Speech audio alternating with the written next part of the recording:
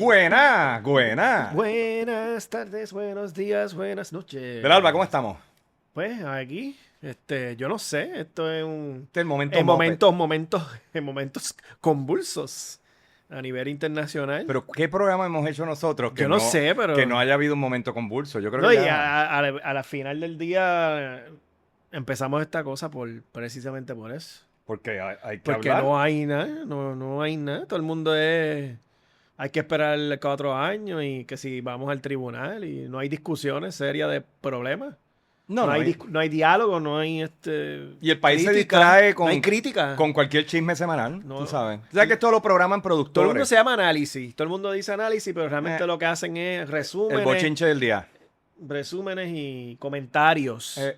Y no, análisis, yo lo siento, pero realmente yo no veo ese análisis de lo que está pasando, eso que al final del día en algún lado tiene que pasar. Ven acá, Algún Belalba, lado tiene que pasar. la palabra ralentizar y ralentización, ¿se acepta en español? No me digas que no la has Yo oído. no sé qué es ¿Y eso. del inglés no la has oído? ¿Realengo qué? Ralentization. No. Ralentizar. ¿Qué es eso? Ralentizar. ¿Qué es eso? Yo no sé ni qué carajo yo he dicho. ¿Y qué es eso? Ralentizar o Ay, Dios mío, ahora se me fue. Esa palabra, si es ralentizar, creo que es ralentizar. Si no, para que la tiren ahí, olvídate de eso. Sí, nos corrigen. Los puristas del español Sí, que nos la están gente, monitoreando policialmente. El hispanófilo que está en Getén. Que nos tienen en la lista negra.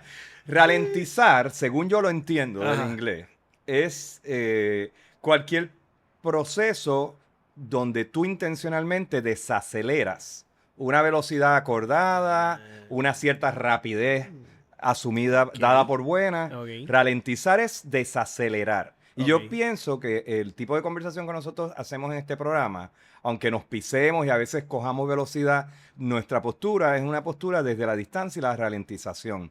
Pero no es la distancia académica tampoco. No. Porque a mí no me gusta eso de estar hablando como si no te afectaran los problemas. Oye, y a nosotros nos afectan las cosas de las que hablamos en este programa. Heavy. Aquí no hablamos desde la distancia burguesa, como pudiéramos llamarle Que por ahí. Al revés, estamos eh, incitados y movidos por Sí. lo que nos está afecando. Y Hay mucha emoción en quisiera medio pensar de que la- eso cambia el estilo de análisis, el tono de nuestra conversación. Sí.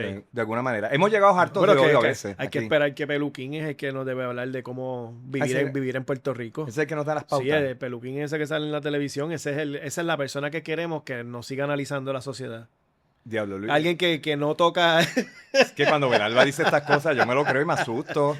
Recuerda que el tipo era PNP, entonces sale con estas cosas y yo digo, uy, eso es un resabio que le queda. No, hay que esperarle de Hay que Rivera esperar. Chats que nos diga. Ah, pero ese no es Peluquín, Y de Rivera ahí- Chávez es el otro. Sí, no, Sí. él es el que debe decir que está bien y que está mal. Muy bien, lo que tú digas. Sí, sí. Whatever.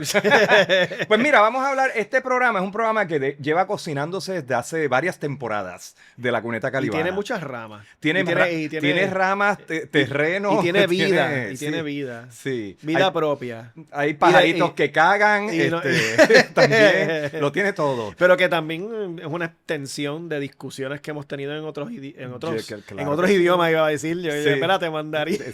Lo del idioma En te tiene loquito. en otros programas. Un puertorriqueño sin Puerto Rico. Lo tocamos. Un puertorriqueño sin Puerto Rico. Un Puerto Rico sin puertorriqueño. Este muchacho. Yo me quedé, pero es que me da gracia porque en ese episodio tú dijiste eso. Sí, yo sé, estamos. Entonces esto fui yo esta primera Sí. vez que vine. Fíjate, en el programa anterior este hombre me estaba pisando todas las oraciones y hoy está descoñetado. O sea, yo creo que había que darle una taza de café adicional. Mira, No también- encuentro el balance para que este muchacho funcione. Yo creo oye. que es un cruce entre ese y el de envejecer en Puerto Rico. Ujú. ¿Cómo es? Algo tú le pusiste gimnasia, yo no sé qué. Muchacho, hay un poco de todo. Hay un poco Hay de como, todo. porque ese brega hay uno. Hemos tocado la ciudad, hemos tocado. Entonces, trae como el primero de varios, yo creo, porque vamos a tocar unos lugares específicos. Y no va a ser como que ese no se cierra la discusión ahí, al revés, creo que es los case studies, ¿no? Los case studies y de lo que todo el mundo habla, porque vive mucha gente en este lugar, etcétera, etcétera, etcétera. Yo creo que también tiene que ver con, nosotros buscamos un balance entre temas que pudieran resultar demasiado abstractos para la conversación y hay que darle alguna materialidad para hacerlos concretos, ¿no? Para hacerlos vitales. Nosotros tratamos de balancear programas que han venido de una línea más abstracta con programas que, aunque abordan problemas que son multiescalares y que tienen elementos conceptuales, teóricos, económicos, ideológicos y demás, tiene un elemento de lo concreto que ayuda, facilita que el público también, muchas de las discusiones, las ansiedades y las preguntas que nos hacemos aquí con ustedes, empiecen a tener sentido. Nuestra idea es que cuando usted camine por su ciudad, por su barrio, por su territorio, que usted piense en las preguntas y los conceptos que discutimos y compartimos con ustedes por aquí. O sea, mi intención por lo menos, y esto no es pedagogía, esto no es un salón de clase, ni es una escuelita, ni nos jactamos de que el profesor viene a enseñarle. Yo aprendo de ti, Miguel. Bueno, y yo aprendo de ti. Y aprendo del público cuando nos dan sus... los comentarios. Sí. Los agradecemos. Hay una audiencia bien buena ahí. Y agradecemos que de verdad que aporten de lo que ustedes observen y de lo que saben y sus historias personales. Libros, textos que valgan la pena para la discusión, para extenderlo, lo agradecemos. Es importante eso. Pues muy bien. Sí. Pues miren, este programa se llama Que no le pase a Río Piedras y entre paréntesis, lo que le pasa a Santurce. Tan, tan, tan. ¿Viste? Seguimos jugando con el conejo malo. Pues este tipo nos dio ahí unas conceptualizaciones y... ¿Quién? ¿El conejo? Pues, claro. Y sigue. Bueno, y sus trabajos, todo el mejunje de la producción, ¿no? Pero también... Pues estamos cruzando con ese terreno entre lo que es la producción cultural, musical y lo que son los sujetos, ¿no? Políticos que ellos son, ¿no? Sujetos, personas que viven aquí, personas que tienen interés en Puerto Rico y en cierta manera las contradicciones que puedan salir de ellos y es una discusión que está pasando y que hay preocupaciones sobre ciertos asuntos y en cierta manera, pues estamos entrando en ese terreno. Y no podíamos posponerlo. Estando en ese terreno, creo que es un buen case study para adicional entrar a discusiones y conceptos que personas los tiran ahí, no se explican o no explican totalmente la cosa, porque también el dilema es que hay mucho experto, mucho académico, el activismo también ha cogido esos conceptos, se ha quedado con ellos y en cierta manera estamos tratando de empujar la cosa. ¿Y de qué concepto tú estás hablando, Luis? Porque me suena muy abstracto. Bueno, gentrificación. Bueno, pues lo soltaste. Desplazamiento. Ajá. Desplazamiento, espérate, asentamiento colonial, que es como tú le llamas. Colonial, pero también no el concepto de gentrificación le dicen aburguesamiento. Sí, así es que se traduce en círculos profesionales de urbanismo, por ejemplo. Pero como que mucho de lo que está detrás de esa discusión es como que, pues, ¿qué tiene que pasar? Tiene que pasar, no hay soluciones, no hay alternativas, lo abandonaron. Entonces es como la inevitabilidad. Exacto, como principio político de no hacer y no gestionar. Y crea como que cierta parálisis, ciertas frustraciones. Y pues no sé, yo tengo como que sentimiento con ese lugar. A mí, yo quisiera volver a vivir en Río Piedras.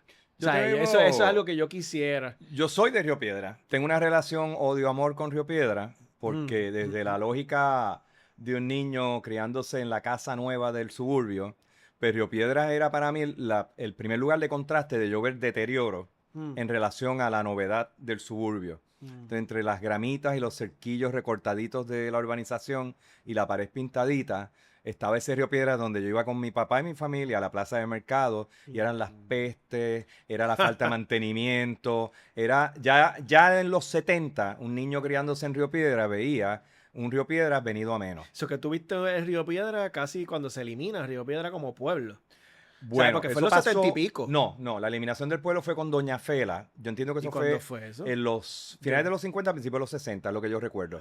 Le debemos el dato, se lo ponemos en los comentarios, pero no fue en los 70. Pero sí, mi padre, que también cuando la familia de él se trasladan de Calley, venden sus fincas y demás, para que los niños y los jóvenes estuvieran cerca de la universidad, para estudiar todo, dejan el campo para entrar a la vida profesional, que era lo que había que hacer en esa época, se mudan a Río Piedras. Esa era la modernidad. Y se mudan a Río Piedras, pero Río Piedras era un lugar vivo y papi siempre se quejaba que desde que le quitaron la dimensión municipal a ese lugar, empezaron los problemas con Río Piedras. Ahí está. Por eso el Río Piedras que yo veo en los 70 ya era un lugar descuidado. Que era el Río Piedras de San Juan. Sí. El Río Piedras era entregado ya era parte de a San Juan. Eso es cierto. Pero todavía, fíjate, recuerdo que había una tendencia en las direcciones domiciliarias de decir Río Piedras, Puerto Rico. O sea, en el Yo caso digo- de mi zip code de Yo familia, digo que yo, ahora es San Juan, de un tiempo para acá. yo viví en Río Piedra como más de 15 años, yo creo, entre medio de los bachilleratos y la maestría, ¿sabes? Y para mí es mi segundo pueblo. O sea, yo no lo veo, yo veo Río Piedra como un lugar propio, ¿no? Como un pueblo propiamente. Claro. A pesar de que es de San Juan, pero tiene una vida propia, una comunidad específica, ¿no? Hasta políticamente lo es, ¿sabes? Interesante, pero el lugar de los lugares más progres es el precinto 3, que es Río Piedra. Cierto. Que casi ahí gana, ¿no? Una de MBC, como El se asunto llama, es que para hablar de Río Piedra hay que hablar de San Juan en su totalidad también. No queremos desviarnos del tema, pero hay que tocar base con otros lugares de San Juan. De hecho, en el título del programa, fíjense que estamos refiriéndonos a Santurce como un proceso perdido sobre la marcha que Ajá. continúa Ajá. y lo utilizamos como advertencia para que no le pase a Río Piedra lo que le está pasando a Santurce. Aquí sí que tenemos que definir qué es ese lo para que podamos realmente entrar en la discusión. Entonces, un aspecto que Belalba trajo cuando comentábamos este programa es que estamos hablando de cómo se opera, cómo se trabaja un lugar, cómo se aborda un lugar en medio de su momento de mayor fragilidad. O sea, si te pones muy estricto quizás en la definición de concepto, puedes espantar la necesidad de que haya un cambio, una evolución complementaria a lo que ya ocurre allí. Nosotros no venimos de la premisa de que Río Piedra es un lugar que es todo patología y que por ende hay que erradicar. No venimos por ahí, eso lo vamos a abordar ya en detalle. Hay gente que tiene esa mentalidad. Hay gente que tiene esa mentalidad de que este es un lugar que colapsó. No, hay gente que te lo dicen, yo quisiera sacar a los dominicanos de allí. Que tiene Y una cosas cosa así terribles las he escuchado yo. que es una sanitización, ¿no? Sí, Sanitización del lugar que tiene... Muy tiene- problemático. ¿no? Viene de la eugenesia, viene del maltusianismo, viene de Que cierta regresa. pseudociencia racista bien heavy. Sí, no hizo lo mismo. Y de hecho en Santurce hemos comentado en un momento dado que el código especial que se hizo para Santurce, creo que fue a finales de los 80, principios de los 90, o en algún momento, sí, por ahí, demoniza a los comibetes, o sea, los restaurantes que abrían directamente a la acera y le da un plazo a los negocios de que tenían que interiorizarse. Y eso cambió toda una realidad de la acera de Santurce y tengo que decirlo, es el tipo de medida que tenía un elemento racializado, empotrado. Oh, ¿Por qué? yeah. Porque esos comibetes eran los negocios de los dominicanos, ¿verdad? Ah. Muchos de ellos ahora son negocios interiorizados. Que yo creo que tú lo mencionaste en un Lo he mencionado en uno de los programas. Que era que hay uno que específico que solamente está abierto, que toman la acera y todo el mundo está comiendo y bebiendo. Eso se llama el comibete y había una larga tradición en Santurce de ese tipo de establecimiento, no solo de los dominicanos eventualmente. Si se fijan, las personas que vivimos en Santurce, si algo que apreciamos y en Río Piedra se puede apreciar es que la comunidad dominicana, a pesar de todos los prejuicios burgueses, bobos, clase medieros que se escuchan en Puerto Rico, es una comunidad mucho más urbana, más orientada hacia el uso del espacio público, de la acera como lugar comunal, de lo que son los puertorriqueños que se han aclimatado a la cultura de la urbanización o, en el caso de las personas que se han criado en barrios, en los campos, en suelos rústicos, pues ven a la ciudad todavía como un lugar extraño, que no les resulta natural. Aquí vemos mucho que en las comunidades que han mantenido vivas, centros urbanos venidos a menos, donde la clase media se fue para el carajo y dejó propiedades abandonadas, casas abandonadas, son las comunidades dominicanas las que precisamente han mantenido la vida ahí. ¿Cómo se llama esa carretera donde está el PIP? Que ahí me encanta, que tiene un montón de negocios dominicanos. Tú dices, pero en Puerto Nuevo. Puerto Nuevo. La sede del PIB. Esa Partido Independentista. y esa carretera Esa es la central. que tiene Piñero. un montón de negocios. No, pero es la que cruza así. La de Diego es esa, o la Andalucía. Yo sé que tiene muchos negocios de la comunidad dominicana, Sí, de bueno, comida, porque hubo- de marqueta, que tienen los plátanos afuera. Según la comunidad dominicana, mejora su relación con el lugar y económicamente tiene más acceso a fuentes de financiamiento, empieza también imita el movimiento de la clase media en Puerto Rico unas décadas anteriores, entonces se mueve a los suburbios. Entonces, ha sido como que los puertorriqueños van abandonando los lugares y nuevas comunidades vienen a sustituir lo que estos han descartado. Entonces a Puerto Nuevo le tocó tener ese proceso lleva ya más de 20 años en Puerto Nuevo. Pero me parece interesante. Es muy interesante, pero ese es otro tema. Porque Sí. el Río Piedras del que estamos hablando específicamente en este programa es el Río Piedras casco urbano. Claro. O sea, y no que ignoremos esa otra realidad. De hecho, San Juan es tan complejo que si tú te pones a contar, aún Santurce, hablar de Santurce como una singularidad no tiene sentido. Exacto. O sea, hay que hablar de San Juan como una policentralidad, donde no hay un solo centro urbano, hay distintos centros urbanos. Y cada uno tiene unas condiciones muy particulares. En algún momento, cuando se hizo el plan de ordenación territorial, estos temas se abordaron, pero hemos visto administraciones municipales que lamentablemente han abandonado la visión del urbanismo. Ya no se habla de esto. Y los profesionales también le han cogido como que repelillo a hablar de la ciudad. Hay, creo que, tendencias antiurbanas en nuevos arquitectos jóvenes que no hablan de estas cosas de la misma manera, contrario a sus generaciones, donde yo sí veo en los jóvenes un interés por la ciudad. Lo que pasa es que no pueden pagar por ella. O sea, el mismo Belalba me dice, él extraña Río Piedra, quisiera volver. Está difícil. Pero los alquileres son el doble de lo que eran hace unos años. Yo pagaba yo llegaba a pagar un apartamento de un cuarto con mi expareja, $400 al mes, y de ahí tuvimos otro que era de $600, $700, 2 cuartos. Ya eso yo no creo que... No, eso no creo que exista, ¿sabes? Eso no es. Y esto es Hyde Park, ¿sabes? Que no es Santa Rita, que Sí. vamos pensando, ¿no? Porque lógicamente vivía cerca de la universidad, no es un Río Piedra que era cerca de la universidad, que caminabas y Todavía llegabas. podías caminar. Y era viable, como quiera, tenías que trabajar mínimo 15 horas a la semana mínimo y dividirte con alguien el costo. Eso ya no es posible. Y es uno de los aspectos de Río Piedras. O sea, hay una realidad económica que es la del país entero, pero que incide en Río Piedras de manera particular. Algo que no queremos hacer en este programa es limitarnos a la hegemonía del discurso de los geógrafos, los planificadores, los urbanistas incluso, y los abogados, porque muchas de estas discusiones se dan en un terreno, de nuevo, pericial, de sabiondería, tengo que decirlo. Nosotros queremos abordar el asunto de Río Piedras sin dogmatismo, desde una perspectiva que es filosófica, por un lado, eso nunca se va a quitar aquí, ¿sabes? La influencia del compañero Belalba. La mala maña. Queremos hablar desde una perspectiva teórica hasta donde nos permita el tiempo de análisis. Y esto para mí es importante, desde una mirada suspicaz y hasta cierto punto herética hacia lo que ha dicho la arquitectura, lo que ha dicho el urbanismo y los clichés que se han perpetuado aquí en muchas de estas discusiones. Y en el caso mío, los sociólogos, los politólogos, los antropólogos, que son los que tienen, que son los que tienen la mayor discusión teórica fuera de Puerto Rico, porque lamentablemente aquí estos temas son muy marginalizados o muy sometidos a un tecnicismo, algo muy tecnocrático de ciertas categorías son lo que está pasando allí. Sí, y esa es la verdad. Y esto es lo que hay, porque mira, es claro, suben los precios y ya. Y esta es la métrica. Esto es lo que hay. Hay algo que quería mencionar pensando de que estás diciendo lo que le pasó a Santurce. Y hablaremos de Santurce. Pero lo que pasó, y eso, este tema yo creo que eventualmente lo debemos elaborar más tarde, y porque no está aquí. Pero a Santurce le pasó algo mucho más antes que le pasó a Río Piedra, que es añadirse a San Juan. Pero antes de ahí se llamaba Cangrejo.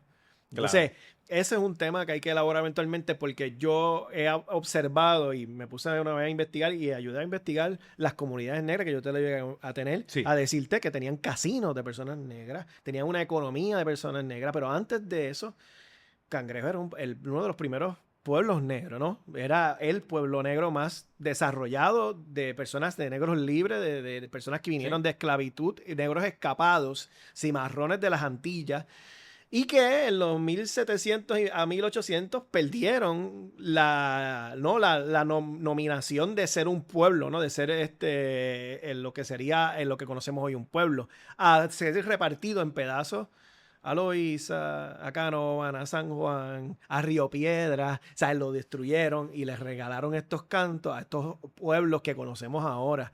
Entonces hay una discusión y entonces todo eso está detrás vinculado a mis críticas a la utilización de ciertos conceptos sobre la gentrificación, sobre el desplazamiento. Porque ya hay en Puerto Rico una historia de desposesión de destrucción de pueblos, de rupturas vinculadas a lo que en ese tiempo era una burguesía blanca española que tenía el poder y el voto y el decir, que en cierta manera todavía eso se reproduce en la actualidad. Y eso es parte de lo que se ignora cuando empezamos a analizar Santurce, Río Piedra en el contexto nuestro actual. Porque Puerto Rico no es otro país como el que le ha pasado la gentrificación, no es un estado completamente y no se rige nuestras subjetividades existiendo aquí como cualquier otra persona pasa en otra ciudad del mundo. Y eso, por eso te estoy diciendo, esto está fuera del script, diciendo aquí, pensando yo de la discusión que tenemos que elaborar, porque esto ayuda a darte como que ese surprise commentary de por qué es que yo no veo esto meramente alrededor de estas categorías, porque hay una historia. Pero está en el script. Está en el Exacto. script porque el gentrification, si vamos, o el Ajá. aburguesamiento o el asentamiento colonial, primero no se experimenta en la isla de la misma manera. Vamos a hablar de Río Piedra y nos estamos haciendo un disclaimer aquí del metrocentrismo. O sea, no queremos perpetuar el que todo se habla desde San Juan y San Juan. Sabemos que hay muchos otros lugares en Puerto Rico que tienen amenazas tanto de asentamiento colonial y con los desplazamientos monumentales que operan a un nivel macroeconómico. No estamos hablando del negocito más carito que desplazó a la panadería más baratita. Estamos hablando de, tú sabes, billetes grandes. Pero sabemos que hay unas figuras, hay una subjetividad, hay unos conceptos que hay que ajustarlos. Una de las cosas que a mí sí, y coincido con tu crítica, me molesta de mucho la conversación sobre estos temas en Puerto Rico, es que se imita activismos norteamericanos o conceptos norteamericanos o europeos, como si esto fuera Barcelona, como si esto fuera Nueva York, cuando esto es una realidad muy concreta. Y eso pasa en muchos otros renglones de las discusiones en Puerto Rico, que hay una dependencia colonial, de nuevo, colonialismo de los conceptos, ¿verdad? El colonialismo, ¿verdad? El que se te mete en la cabeza y controla cómo tú hablas y abordas las cosas. Hay mucho de eso en muchas categorías, pero particularmente cuando vemos lugares como Río Piedra. Entonces, hay un asunto que a mí me lo traigo adelante también, un poco comentario sorpresa, como tú dices, que es mi incomodidad con estos temas es cuando se preadjudica quiénes son los buenos y quiénes son los malos. Oh, yeah. Yo vengo de una experiencia de haber hecho consultoría en gobiernos municipales y eventualmente en gobiernos estatales también. Entonces, yo he visto también lo que puede aportar una mirada profesional, pericial, que escucha a las comunidades y lo que pueden aprender las comunidades también de escuchar la mirada pericial. Muchos de estos debates se definen de forma muy antagónica. O sea, el perito es un buscón que opera para los grandes intereses y los municipios pues, son lugares malos que no representan al pueblo realmente. Ese es como un poco el cliché. Y las comunidades son inherentemente siempre buenas, bien intencionadas y tienen la verdad a su disposición todo el tiempo. Y eso tampoco es cierto. Yo he visto movimientos comunitarios en Puerto Rico que caen en lo que en Estados Unidos llaman la categoría de not in my backyard o el NIMBY. O sea que aunque tú te estés vistiendo de protección de comunidades, de poblaciones vulnerables, frágiles, muchas veces estamos hablando de personas protegiendo sus intereses propietarios. Entonces, a mí me molesta eso en el marco de una ciudad capital cuando las comunidades empiezan a comportarse como si fueran asociaciones de vecinos de urbanización cerrada. Entonces, no quieren nada. No es posible tener una conversación. Creo que eso, de nuevo, es una exageración, es un cliché, pero pasa a menudo en estas conversaciones. Yo quisiera apostar que desde la conversación de este programa, de como lo estamos planteando aquí, podemos darnos todos unas miradas. Yo mismo que he tenido un pasado como burócrata consultor y las comunidades y las personas que se interesan en estos temas, podemos mirarnos de una forma generosa, pero también sincera.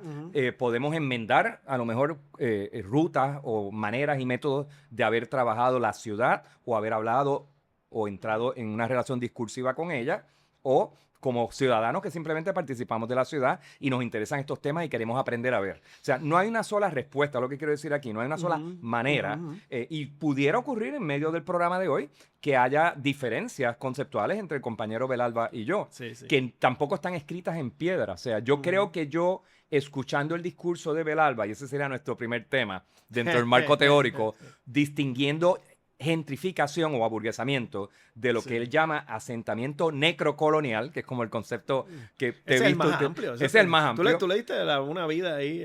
Bueno, es que a mí esa discursividad que la llevo escuchando antes de llegar Ajá. a Puerto Rico, desde que tú sacaste este concepto, ya Mm, casi, yo no sé si 8 años ya, la primera vez que empiezo a verlo en tu escritura en redes sociales, yo estaba en Australia, a mí me pareció muy persuasivo tu argumento. O sea, a la misma vez yo vengo, quizás el prejuicio mío, si alguno, es que yo sí quiero ver los centros urbanos rescatados. Yo quiero ver gente de distintos niveles socioeconómicos y extracciones ujú, viviendo en el centro urbano, entendiendo que esa armonía kumbaya entre clases sociales siempre son espacios efímeros y complicados y que hay que trabajarlo sobre la marcha ujú, y que no es simétrica la relación. ujú. El que tiene más dinero y más poder y acceso político no está en el mismo lugar que una comunidad frágil, amenazada y con muchísimos problemas de Ujú, servicios y demás.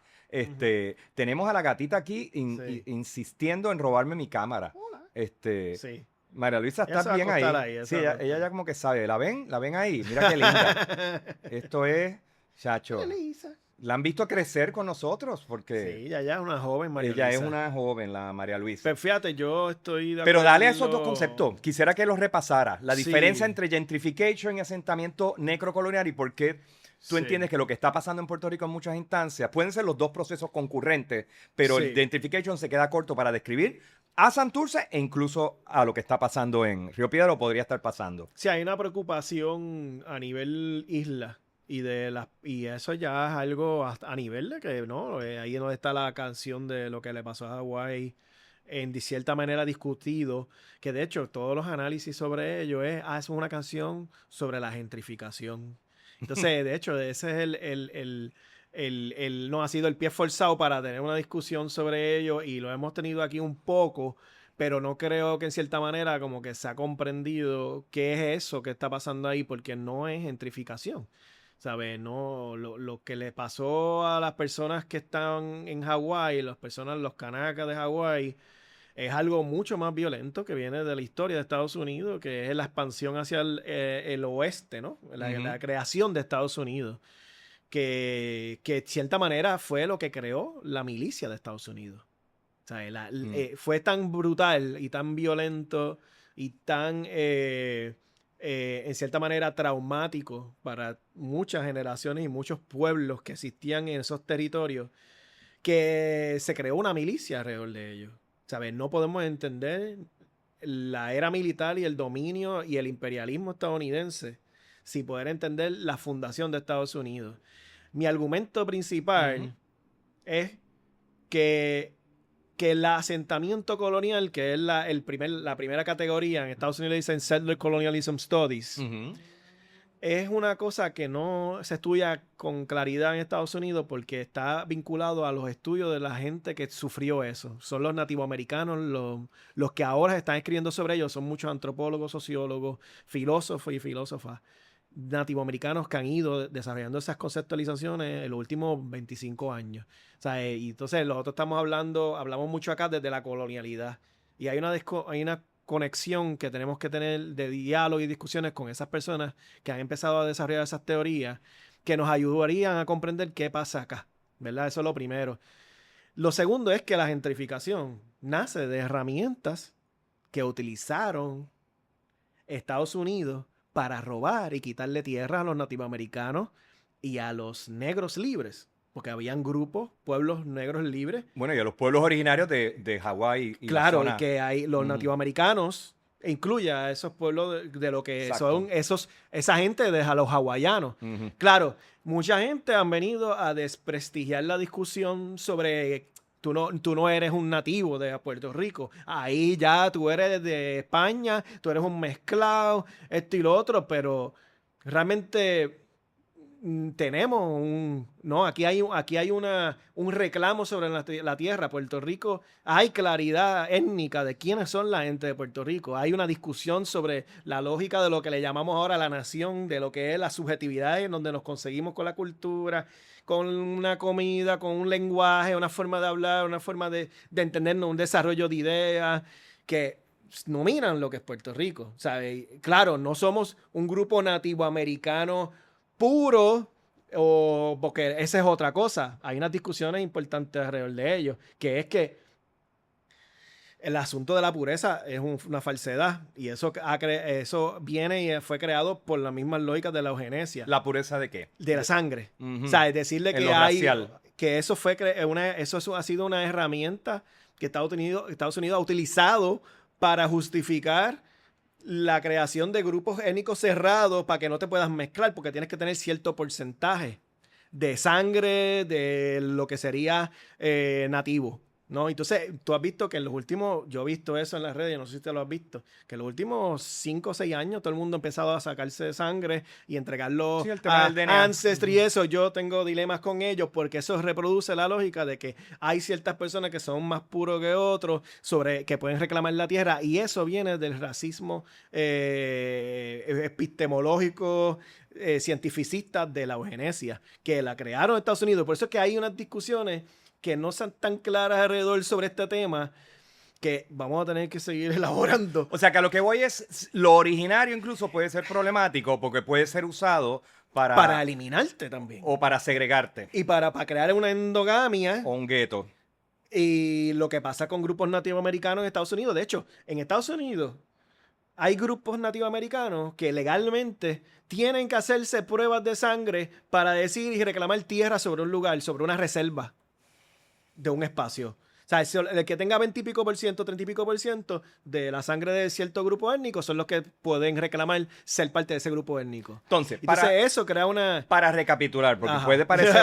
Estamos hablando de grupos nativos originarios. Ajá. Y tenemos a Río Piedra la acusación latente de que está ocurriendo un proceso de gentrification o está a punto de ocurrir, como ha ocurrido en Santurce. O sea, yo creo que la manera como yo entiendo tu distinción entre gentrification y asentamiento colonial, el asentamiento colonial opera en un marco de extrema asimetría y violencia política, sí, donde hay un control del aparato constitucional legalista en sus distintas escalas, desde el marco grande hasta el derecho propietario, a quién yo contrato, quién es ciudadano y tiene derecho a establecer una relación económica conmigo y por qué sí y por qué no. O sea, todo eso. Entonces, el gentrification, cuando llevamos esto a la idea de una mera sustitución de una clase social por otra, que es como se habla de gentrification en el contexto de ciudades europeas o norteamericanas, no es insuficiente, porque eso no es necesariamente lo que estaría pasando en Puerto Rico. No. Así que a Puerto Rico hay que mirarlo como isla completa. Yeah. Olvídate de Río Piedras y como un lugar que ha sido objeto de una violencia imperial en 2 niveles, 2 capítulos importantes, España y Estados Unidos, que ha habido oleadas de sustitución poblacional o intentos de sustitución poblacional o blanqueamiento con las cédulas de gracia y las importaciones pues, de personas provenientes de Europa o de las ex repúblicas, las ex colonias españolas en Latinoamérica, cuando se independizan, los grupos más conservadores, más pro monarquía, terminaban en Puerto Rico muchas veces. Entonces, dentro de esa gran historia, más después la llegada de los americanos, la devaluación de nuestra moneda y de nuestra economía que permitió que adquirieran propiedades. Ahí lo vas viendo. O sea, por eso es que te estoy diciendo. Eso no es gentrification. El colonialismo de Puerto Rico, Estados Unidos viene aquí bajo una expansión imperialista que ellos comenzaron internamente en su territorio. Ellos aprendieron, utilizaron todas estas pseudociencias que practicaron allá. Crearon todas las legalidades alrededor de la gente negra liberta y los nativoamericanos, los grupos étnicos que habían adentro de ahí, porque como hemos dicho aquí, los italianos, los irlandeses eran grupos étnicos que no eran reconocidos internamente, que eso viene después de la creación de este hombre blanco. No eran blancos originalmente. Exacto, sí. ¿Sabes? Entonces ellos, o sea, hay que leer la historia de Estados Unidos, entender, pero a nivel subjetivo, de toda esta gente que ha vivido allí, quiénes fueron la gente que perdieron tierra, quiénes fueron la gente que expropiaron, quiénes fueron la gente que le crearon genocidio, quiénes fueron la gente que no le velaron todos sus derechos y que le segregaron hasta los 60 y pico, ¿no? Después de los derechos civiles, que algunos de esta gente trompista cree de nuevo en que eso fue un error. Lo han dicho hasta en podcast y en otros lugares, así de bárbaro. Entonces, después de todo eso, cuando Estados Unidos se ve como un continente con mucho capital, con una economía que habían creado alrededor de la expansión territorial interna, que es alrededor de este complejo industrial militar, ellos empiezan a discutir qué vamos a hacer con el patio nuestro, ahí donde viene, que hemos hablado aquí, de la cuestión de la doctrina de Monroe, el corolario de Roosevelt, etcétera, etcétera, que no podemos entender a Puerto Rico fuera de esa discusión. Entonces aquí, por alguna razón, en cuestiones históricas, sociológicas, antropológicas, hemos brincado pensando estas disciplinas que tienen una necesidad de utilizar la historia como un contexto sobre con qué vamos a hablar. No miran a Puerto Rico alrededor de ese proyecto de lo que es Estados Unidos, cuando claramente aquí se invade a Puerto Rico, se le quita a España, tanto a Cuba y las Filipinas, bajo un proyecto de expansión imperialista estadounidense. Entonces, lo primero que hace los primeros 20, 30 años fue eso, devaluar todo y quitarle derechos a los propietarios internamente de las clases que estaban aquí, para entonces hacer negocio ellos, pero en esos de los 1900 que están los casos insulares. O sea, yo no entiendo por qué. Que establecen la jurisprudencia para legalizar, digamos, la violencia colonial. Sí, porque somos sujetos inferiores, somos otras culturas, no podemos gobernarnos y alrededor de eso, como hemos dicho aquí, se ampara la propia Junta. Entonces, la gentrificación es una concentración. Estás hablando de la Junta de Control Fiscal. La Junta de Control Fiscal. Brincó 100 años. Sí, pero claro, pero si mira, 115 años. Pero utilizaron, porque esos casos insulares son los que mantienen el ELA, son los que mantienen la incapacidad política, económica y subjetiva en Puerto Rico. Por lo tanto, tenemos menos derecho por vivir aquí. Somos sujetos racializados alrededor. O sea, el gringo que viene aquí o el extranjero que tiene poder económico, porque también la economía, el capital, crea un acceso, te da un permiso hasta cuando le dé la gana a Estados Unidos, porque esa es la otra cosa, hasta cuando le da gana te da permiso a ti, ok, tú eres aceptable, ok, tú no. O sea, hay una serie de relaciones sociológicas que se le ignora, pero el concepto de gentrificación viene ya en un asunto bien técnico, bien de planificación, de geografía, de categorías demográficas, de que si subieron los precios o no subieron los precios, si se movieron personas, estas personas vivían aquí o no. Pero deja de brincar ahí. ¿Entiendes? Hay un aspecto pericial aquí que me parece importante. Estipulado lo de la Junta de Control Fiscal. Esto es importante. O sea, cuando hablamos de esta violencia colonial histórica, no se nos olvide que la Junta de Control Fiscal, esa tan contemporánea Junta de Control Fiscal, es el último capítulo de esa violencia. No es una excepción, es la continuación de esa lógica. Eso por un lado. Quiero salirme aquí del marco político y legal con el cual suele tramitarse esta conversación. Me voy a fijar un momento en el marco urbanístico, Belalba, para compartir con el público un aspecto muy importante. O sea, mucha de la crítica del gentrification como fenómeno surgió a raíz del efecto que tuvo la revaloración de la vida en centros urbanos tradicionales, incluyendo temas como la diversidad de usos, la peatonalidad, la revaloración de lo histórico como algo vintage, hermoso, conceptos como el sentido del lugar, placemaking más contemporáneamente, genius loci en aspectos de teoría de la arquitectura más filosóficos, la idea de que existe una esencia de los sitios que ahora es valorada. Todo eso se dio a raíz de una crítica que Jane Jacobs, que ni siquiera era planificadora formal ni urbanista, pero era una observadora y una escritora muy persuasiva, canadiense, no, ella termina en Canadá, pero entiendo que ella es norteamericana, de origen judío. Ella escribió una crítica muy importante contra el Nueva York que Moses había impulsado de destrucción de vecindarios considerados slums, ¿verdad? Demonizando calles de donde hay diversidad de clases y de uso, imponiendo los criterios de la planificación central, científica, entre comillas, que venían de las doctrinas urbanistas del movimiento moderno de los años 20, años 30, años 40, y su efecto después en Estados Unidos después de la Segunda Guerra Mundial, que básicamente una ciudad organizada alrededor del auto, la erradicación de barrios enteros, la demonización de la arquitectura histórica, no se le llamaría, no habría conservación arquitectónica como concepto. Esa crítica ella la encapsula en un libro muy importante sobre la muerte de las grandes ciudades americanas, donde critica esa visión centralista de los planificadores, que eran los científicos de la época. Oye, doctrinas de planificación alrededor del auto que el gobierno colonial impuso sobre Puerto Rico, y ahí empieza también la caída de nuestros centros urbanos. ¿Qué pasa? Ella hacía estas observaciones en relación a lugares como el Village en Nueva York. ese libro fue tan exitoso y la crítica que ayudó a establecer junto a otra literatura urbanística que surgió en la arquitectura en los años 60 y 70, sirvió para volver a mirar las ciudades y los centros urbanos como lugares valiosos.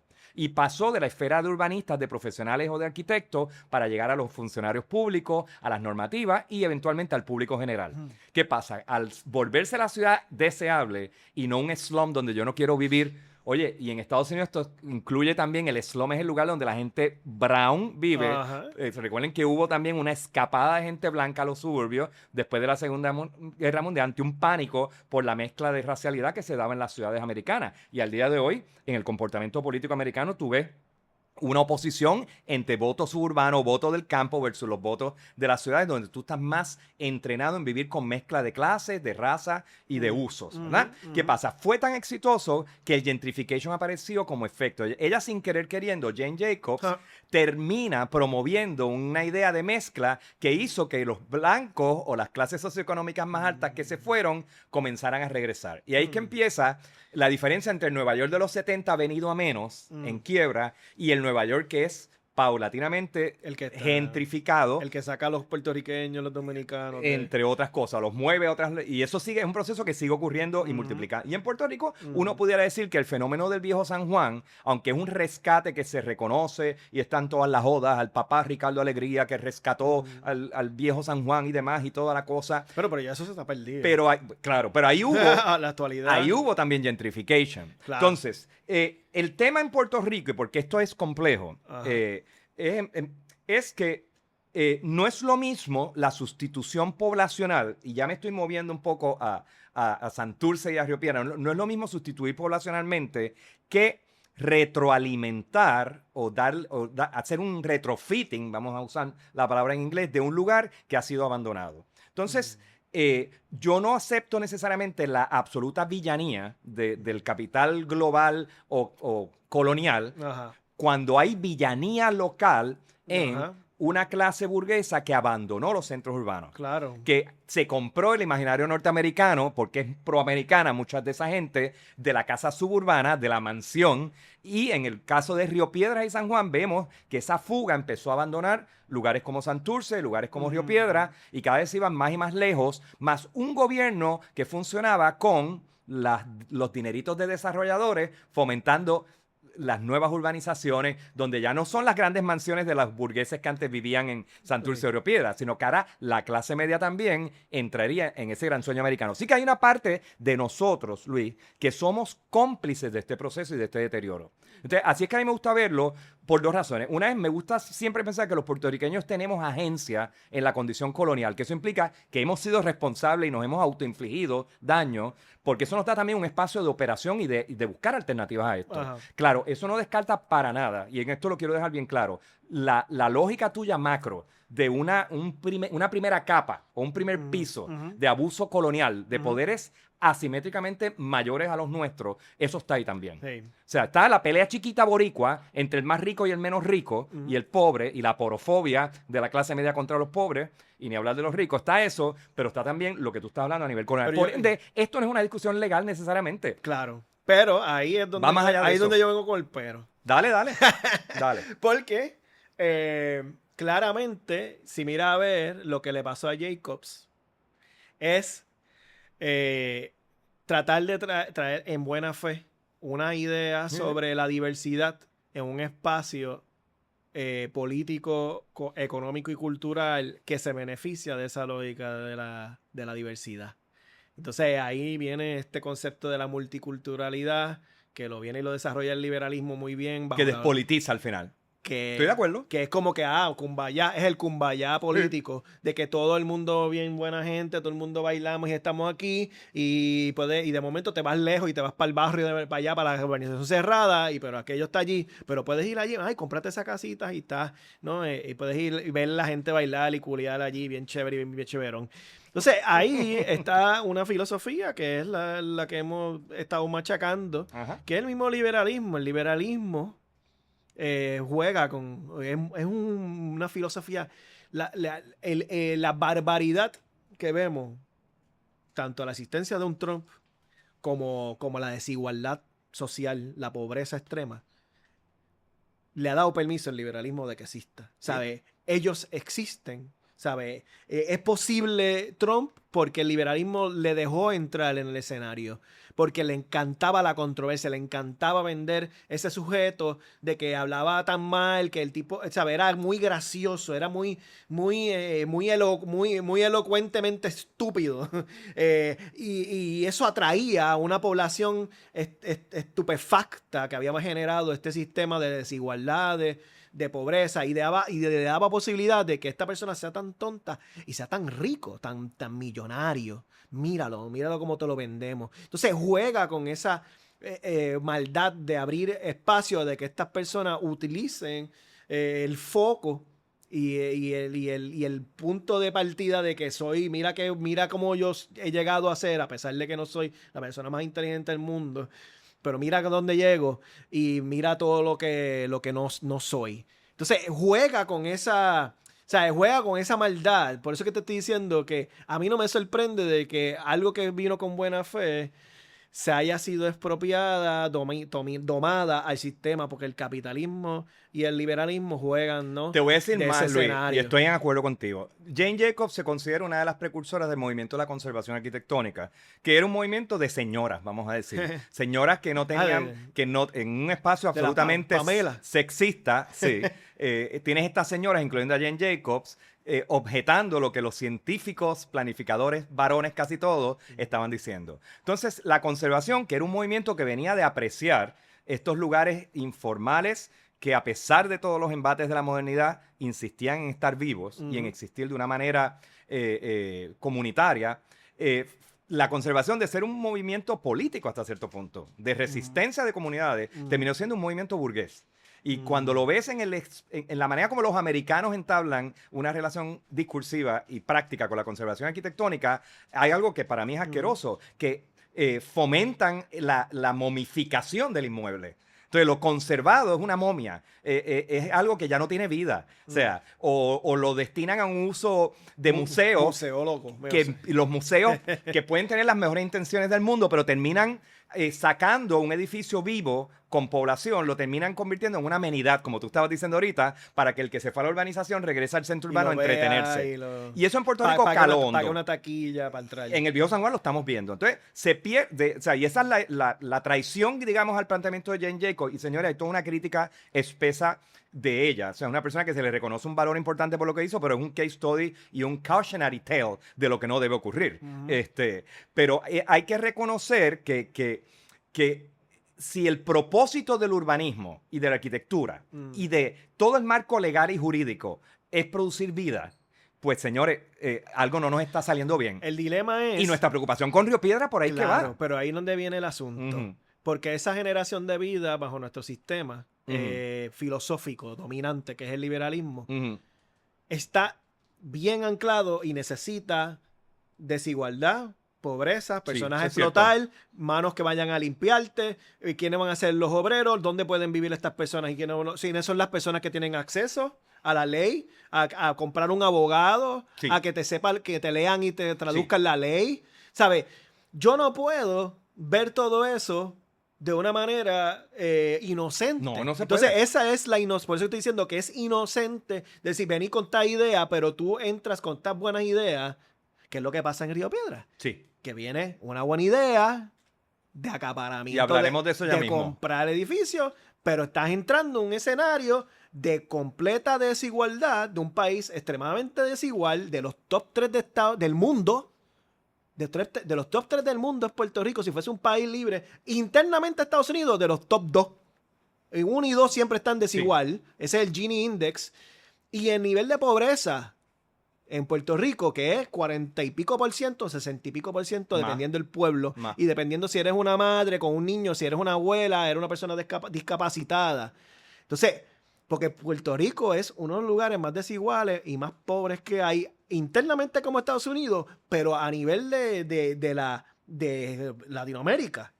Aunque tenga billetes gringos, aunque tenga dólares, aquí la media, el numerito medio más, o sea, hay gente que tiran 20 y pico, pero eso es cuando suman unas cantidades de esto, el trabajo por el lado, bla, bla, bla, para subirle. Pero realmente aquí la mayoría gana $15,000, $10,000, $8,000. Hay pueblos que ganan $9,000 al año. Al año. Y Belalba, hay pobreza oculta. Hay pobreza de personas que tuvimos o tenemos legado por periodos de mayor, digamos, florecimiento económico o de oportunidades, que ese legado es lo que nos mantiene de un hilito todavía de no entrar, no deslizarnos en el ámbito de la pobreza. ¿Y qué pasa? Desde esto que te estoy describiendo, ¿verdad? Y aquí estoy hablando casi de mí mismo, donde uno empieza a ver los embates de la pobreza y de enfrentar y saberte pobre, es precisamente en el mantenimiento de propiedades. Entonces, es una de las áreas donde cuando no hay dinero para cuadrar la chequera, para pagar lo infraestructural de la vida, ¿ok? Personal, de tus hijos, de tus cuidadores, de tus papás envejecidos y todo eso, lo que se sacrifica es la pinturita, es la ventana que se rompió, y entonces, por eso es que, y claro, cuando tu legado es lo único que te queda, y aquí mira donde voy a lo más doloroso, Luis, eso es lo que vas, o Belalba, eso es lo que vas a vender. Entonces terminas en una posición bien vulnerable, vendiendo a precio de pescado abombado propiedades a un salvador que puede ser local, puede ser de aquí también, o de afuera, que viene con una cartera llena de dinero, un carpetbagger, que es el término que lo que el viento se llevó, se utilizaba para los ricachones del norte que venían a aprovecharse de la desventura del sur y todo lo demás. Ese concepto se puede aplicar también a muchos de los de 2060 que llegan a Puerto Rico. Está pasando Los puertorriqueños, yo no puedo regañar a un puertorriqueño que venda su patrimonio cuando sé que por la violencia colonial de varios siglos, lo que le queda es un pequeño legado que al final es como arrancarte deditos de la mano. Tienes que ir soltando y al final te vas. Pero mírate una cosa que pasó en Puerto Rico, que están utilizando todos los municipios que están alrededor bajo las lógicas estas de en buena fe una buena idea, pero ¿qué pasa cuando tú lo aplicas? El asunto esto de estorbos públicos, Sí. que viene con buena fe, que Sí. es una buena idea, que viene con la intención de verificar quiénes son la gente que tienen estas propiedades, por qué están abandonadas, por qué está Ponerlas al destruido. día. Ujú. Pero ahí pasa lo que estás diciendo. Si tú tienes una herencia y que primero tienes varias personas para repartirlo, se hace imposible. Hay gente que no quiere vender, etcétera, etcétera. Estás en los tribunales. No tienes el capital para ir al tribunal, No. porque conlleva ir al tribunal. ¿Sabes? Estamos hablando de un país empobrecido, quizás tengamos terrenos y propiedades que hemos heredado, pero al final del día, para poder solucionar ese asunto de la herencia, ese asunto de la propiedad o el terreno, lo que te dejó tu familiar o donde vivieron o no las personas ahí, están alrededor de un entramado que conlleva un conocimiento especializado, un espacio que puede ser años de disputa o de tratar de lidiar con tu familiar y todo lo otro. ¿Qué pasa? Una idea como lo que sería un estorbo público, pues es una casa que está ahí, pero entonces pues, el Estado interviene y expropia, compra, que es lo que está pasando, que esa es una discusión que eventualmente vamos a tener que tener y hasta podemos hacerlo medio antropológico, ir a ciertos lugares a observar y preguntarle a la persona de barrio, porque eso no se está hablando en Puerto Rico, porque viene con una buena intención, chévere, hay que revitalizar, hay que arreglar, pero ¿qué pasó ahí? ¿Por qué esto sucede? Pero el mecanismo no es inherentemente malo. Se usa de mala manera. Porque lo que estás diciendo no lo estoy ninguneando ni lo estoy negando. Ocurre. Esto no es gaslighting, Luis. Belalba, estoy de acuerdo. Existe eso. Pero existe otro escenario. Los acaparadores de propiedades que en Santurce tienen nombre y apellido, pero no les voy a dar la dignidad de mencionarlos aquí. Y en Aguadilla también. Y esos cabrones, tengo que decirlo, como tienen acceso a los partidos políticos, con esos nadie se mete. Entonces, Claro. Es cierto que la lógica de los estorbos públicos se piensa en la casita chiquita que los herederos no se pusieron de acuerdo y se fueron para Orlando. Y bendito, ¿cómo le estás cayendo encima a esa gente? Eso es un escenario desafortunado. Pero a mí me interesan los grandes estorbos públicos, que son los edificios completamente vacíos. El Estado el los primero. estacionamientos baldíos de superficie, que son mellas urbanas que deterioran la calidad de vida en los centros urbanos, como Santurce, por ejemplo. Después lo regalan a y nadie se- pero y na- después lo regalan a precio y nadie se bombado. me- pero nadie se mete con ellos. Pero, Con esos pero nadie. hace poco, allí hicieron el BA que hicieron allí en, Bueno, en Río Piedra. Pero vamos a entrar del segundo. Pero quiero elaborar el de la iglesia. pero quiero elaborar algo. Ajá, dale. Porque, Para entrar ya al caso porque de ahí Santurce. donde viene, sí, porque ahí viene el asunto, asentamiento colonial y dijiste asentamiento necrocolonial. Entonces, el asunto de lo necrocolonial es importante porque le mencionaste ciertas cosas y eso hace este caso bien específico. Dale. O sea, Puerto Rico, y lo hemos mencionado aquí, está siendo transformado a un lugar de turismo. Económicamente, esa es la apuesta. no ven un desarrollo económico alterno porque a Estados Unidos no le importa tres pitos. Touristification.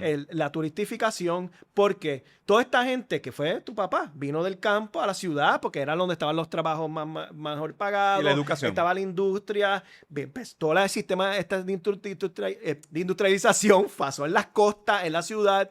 La mayoría de la gente vivía antes en el centro, empieza a vender o algunas familias se quedaron en esas tierras. Y todo el mundo fue para la costa, vinieron a vivir, compraron, hicieron todas esas cosas. Ese modelo murió, lo dejaron morir, ¿sabes? Murió porque primero Estados Unidos ganó la Guerra Fría, se liberalizó los mercados y la era global puso a Puerto Rico sin competencia. No podíamos traer toda esta 936. Ya mucha de esa gente se fue para República Dominicana, se fue para México. Ese modelo trajo una bonanza sobre los espacios urbanos, sobre vivir en las ciudades, sobre vivir en los pueblos. Ahora, en este periodo, entre medio de los 1989 a los 2000, tú miras a ver, se creó todo este asunto de crear shopping malls en todos lados, urbanizaciones con todos terrenos públicos y entregárselos al desarrollador y hacer casas así, urbanizaciones estas de que... Pero eso empezó desde los 60, yo te diría que desde los 50. Claro, ha ido poco a poco. Sí, la intensidad... Ahora, te voy a decir algo que tengo Yo estoy hablando así de mi tiempo de vida. No, pero algo que tengo que objetar. que yo estoy observando. Es peor de lo que tú dices, Belalba. Es ese dinero, esa bonanza económica, ni siquiera se utilizó para revitalizar los centros urbanos.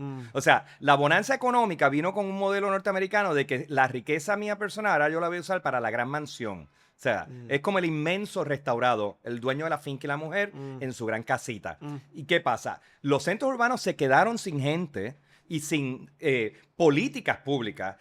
Quien intenta cambiar eso, y tengo que decirlo, que fue un momento de contradicción y de desafío a la lógica norteamericana legal, que también viene de la lógica colonial, fue cuando Hernández Colón, en su segundo y tercer cuatrenio, trae los conceptos de urbanismo que habían florecido en la España socialista de la reconstrucción post-Franco, ¿verdad? Donde la ley de municipios autónomos, por ejemplo, los planes de ordenación territorial, traen un lenguaje, una epistemología del suelo que es distinta a la de la urbanización. Ahí empezamos a hablar de nuevo de conservación de suelo. Las herramientas, digamos, procesales se establecieron, pero y era un momento de bonanza, empezaron proyectos de centros urbanos de rehabilitación. Ponce en marcha en su momento fue eso, claro. La prensa de los Ferrer Rangel lo demonizó por razones políticas, porque se está remodelando la ciudad, porque él se va a ir a vivir después cuando pierda la gobernación. Ridiculizaron su pabellón de España porque el tipo también tenía tendencias hispanófilas y por ahí también una buena idea se fue en una crítica de carácter a la hispanofilia, que yo puedo estar de acuerdo con esa crítica, pero eso no descarta que Hernández Colón en ese momento no mirar a la mierda de Estados Unidos y su ordenamiento de suelo, a Orlando y a Kissimmee, y mirar a España no es necesariamente esnovismo, está mirando un lugar que tenía una política de administración del suelo bajo gobierno socialista mucho más inteligente. Que había que hacerle ajustes para Puerto Rico, sí, había que hacerle ajustes. Que la ley de municipios autónomos se ha convertido en una herramienta defectuosa. Esos son 4 programas para hablar de eso. Pero quiero traer esto en contexto, Luis, porque en ninguno de esos casos, aunque se dieron incentivos, siempre fue, ya la bonanza económica se estaba comprimiendo en Puerto Rico con Hernández Colón. Los incentivos eran demasiado pequeños para realmente crear una transformación enorme en los centros urbanos y peor aún, los puertorriqueños se negaban a volver a los centros urbanos y preferían esos shopping malls de la familia Fonalledas que construyeron por todo Puerto Rico y otros buscones que ustedes los conocen. Cada pueblo tiene lo suyo. Sí, o sea, pero ahí vuelvo o sea, claro. Yo lo que estoy diciendo es que transformaron la isla en un espacio de consumo. En Orlando. En el consumo de chatarra, ¿sabes? Aquí. De mierda. ¿Sabes? Sí. El asunto, todo el mundo habla de que dependemos del 84% de los alimentos que vengan de Estados Unidos. Pero vamos a hablar claro, eso es no solamente el alimento, es todo lo que consumimos de Estados Unidos. Entonces eso conlleva una infraestructura de una mirada sobre el espacio donde vivimos aquí como colonia cautiva de Estados Unidos, no sometida y controlada bajo una economía de Estados Unidos solamente, a que compramos toda la cosa de lo que es Estados Unidos. Entonces, aquí no hay una libertad, ¿sabes? Aquí hay un capitalismo cerrado, cautivado, vinculado a una mirada específica de un país específico. Entonces, nuestro país, tú coges una carretera y es shopping mall por todos lados y eso. Sí. Para conseguir ciertas cosas, ciertos productos, casi todo, cosas que hasta podemos producir aquí, empezaron completamente a venir de otros países y que está sometido completamente a las navieras de Estados Unidos. ¿Qué pasa? Puerto Rico, en la actualidad, que es donde entra vamos a entrar de Río Piedra y Santurce, es un lugar de total consumo de toda esta chatarra, y ahora, a nivel de quiénes son la gente que queremos que vivan aquí o no, cada vez es más limitado quiénes son la gente para los cuales nuestros políticos trabajan, para los que los políticos representan. Entonces, vemos que todo el país está colapsado, ¿sabes? Han cerrado escuelas, quieren cerrar hospitales, médicos se van, la lista esta de checkmarks, pero eso crea unas condiciones de muerte. Y lo vimos en un escenario, como le hemos mencionado aquí, María. Entonces, yo no puedo decir que eso es lo que está pasando en Hawái, porque no fue lo que pasó en Hawái, pero tampoco es lo que pasa en New York, no es lo que pasa en Barcelona, no es lo que pasa en el poblado de Austin en Texas. No es eso. Nosotros no somos para nada, ni subjetivamente. Nuestra existencia aquí está comprometida. Nosotros estamos aquí prestados. Nuestra tierra, Estados Unidos puede hacer con ella lo que le da gana. Y los gobernantes nuestros han decidido de que en algún momento se pensó una ciudad, de un momento se pensó un proyecto de país. Ahora esta gente no miran a nuestra existencia como algo que debería de estar aquí. Entonces, por eso es que entran esta serie de leyes y serie de beneficios a personas que tienen un capital tan absurdo que nadie en Puerto Rico lo tiene, ni los propios riquititos históricos de familia de los apelliditos, ni que nunca vamos a tener, ¿no? Personas que vivimos aquí y que no tenemos el capital y ni lo vamos a tener nunca. O sea, es una desproporción de poder económico y de subjetividades con mayores derechos, con mayores accesos, que no están en los escenarios donde se habla de gentrificación. El punto es que ese análisis político y básicamente ideológico no está ocurriendo a nivel de las esferas decisionales, Belalba. O sea, si yo veo la administración de Rosselló, un tren urbano parecía una buena idea en relación a volver a recentrar la gente alrededor de estaciones dentro de un contexto de peatonalidad con una red de autobuses que complementara eso. Eso lo dejaron caer, lo dejaron destruir, nunca lo implementaron. Todas las administraciones que han llegado después, salvo la excepción de Sila, que tengo que decirlo, disclaimer, fui consultor tanto de la administración municipal de Sila Calderón como de su gestión en la gobernación. Y tengo críticas como las puede tener todo el mundo, pero yo creo que cuando yo miro atrás, había unos aciertos, unos intentos de enderezar la inconsistencia de decisiones de política pública. Aún así, los conceptos moratoria seguían siendo antipáticos dentro de la administración de Sila, que es algo que yo entiendo que en Puerto Rico había que haberlo adoptado. Y muchos urbanistas identificados con el Partido Popular coinciden en lo que yo estoy diciendo. Aquí había y hay que mantener moratorias del territorio. Esencia, por ejemplo, no debería hacerse porque está protegido en un plan, tú sabes, de ordenación territorial y en un plan de uso de suelo que tomó un montón de tiempo y peritaje preparar, pero que lo están ignorando porque el mundo PNP, por un lado, desprecia este tipo de conversación, salvo excepciones como el alcalde de Bayamón, que tengo que reconocer, no es mi amigo ni nada, pero tiene una visión urbanística mucho mejor que la de su padre, mucho más consciente del centro urbano. Tengo críticas también, pero eso está ahí. Pero en general, el mundo PNP se alía con esos mismos intereses rapaces que tú estás hablando. Ahora, quiero moverme ya a Santurce para introducir un tema, porque hasta ahora el juego ha sido entre figuras externas. Yo quiero volver siempre al rol que tenemos los puertorriqueños en normalizar subjetividades tóxicas. Yo me siento responsable, esto es Confesiones 101, de haber sido una generación que sirvió para que se revalorara la arquitectura del siglo XX en Puerto Rico. O sea, si algo yo tenía como crítica al movimiento de la conservación en Puerto Rico, que se centraba en los pasados de esa burguesía de cédula de gracias y en lo señorial. Y esto lo digo y lo he dicho abiertamente, o sea, esto no es un chisme. Yo he sido bien frontal con esta crítica. Por ende, el patrimonio modernista, en todas sus vertientes, no se valoraba en Puerto Rico. Cuando yo fui parte de un proceso de ciudadanos que queríamos defender el Hotel La Concha de una demolición inminente del gran charro Marcos Rodríguez Gema, alias la gata persa, como le decían en esa época, eso yo me enfrenté a críticas políticas, porque cómo vamos a estar los arquitectos defendiendo la protección de un edificio que parece un hospital venido a menos, decían los PNP en esa época. Ellos querían hacer un pollo tropical en esteroides de 20 pisos con tejas en la parte de arriba, como terminaron haciendo al lado de el Vanderbilt, las torres esas que hizo Marvel allí, que yo las detesto, pero esa defensa se dio, sí la empujaba la gran ventana como un proyecto de participación ciudadana, que la gente pudiera volver a la ciudad y demás. Esas zonas son reflejos de estas tensiones. Pero ¿qué pasa? Al ser parte de un de un proceso que trajo la revaloración estética de arquitectura del pasado reciente.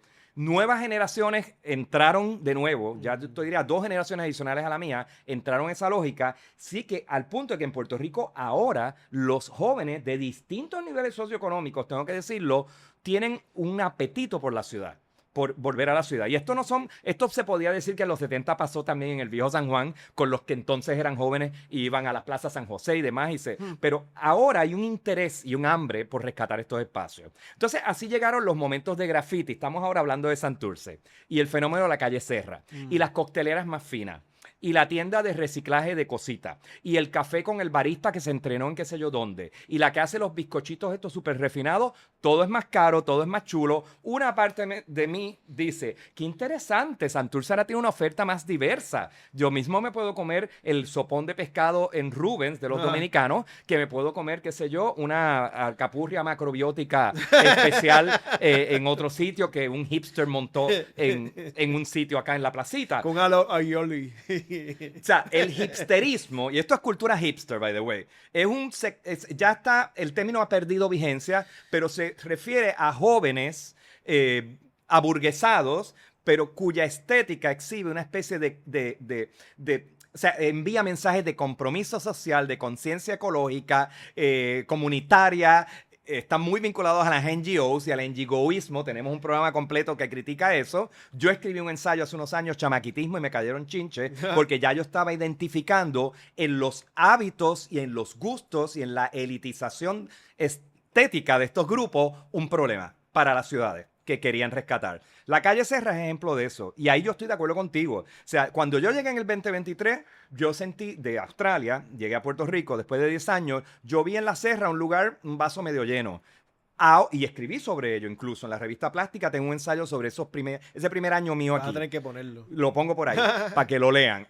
Ahora me siento más... estoy más cercano a tu crítica. O sea, me parece que veo algo incluso charro en esa aspiracionalidad juvenil que se ha quedado con el lugar, algo que me hace incluso auspiciar barras de mala muerte en Santurce. Y quien me ve a mí en Santurce me va a ver más en las barras de mala muerte, que aunque me gusta la penúltima, que no es una barra de mala muerte, aunque retiene algo de esa estética, bastante carito que son los cócteles, buenísimos, tengo que decirlo, pero yo prefiero los lugares que no han tocado los diseñadores, que no han tocado estos jóvenes aspiracionales con sus vestimentas. Prefiero los lugares incluso, y claro, reconozco la contradicción. Muchas de esas barras de mala muerte, yo sé que la mitad de sus patrocinadores son nenes de Guaynabo jugando a que son pobres.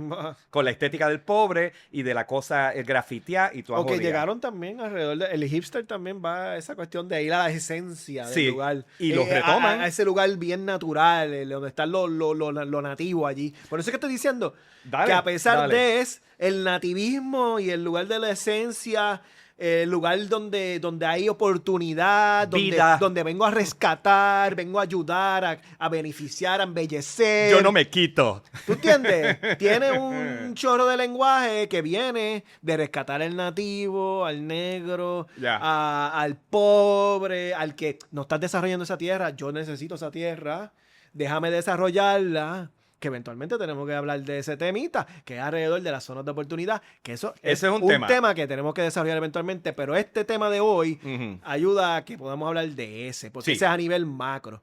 Pero yo escribí mucho. Yo escribí mucho también. Yo no escribí en revista, pero yo escribí mucho en Facebook y voy a ver si lo recopilo. Porque yo fui uno de los críticos desde el principio sobre el Santurce Ley. Y te he leído. Yo fui duro. Y te he leído. Y fui duro. Y ese fue lo que me llevó a leer todo sobre el asunto de gentrificación, aburguesamiento, que sí, encarecimiento de espacios urbanos, el urbanismo, el desarrollo urbano. Y eso me llevó eventualmente a ver ahí es que yo te Puerto conozco Rico, a ti. yo digo, ahí es que yo te conozco a ti. O sea, a través de tu escritura en las redes, es que yo me gusta lo que está diciendo este tipo. Más o menos para la misma época que tú te sacaste una crítica a Santurce Ley, yo había escrito un ensayo en 80 grados sobre Santurce Ley. Y muchachos, ahí me amenazaron. O sea, eso fue cyberbullying. Mira para allá.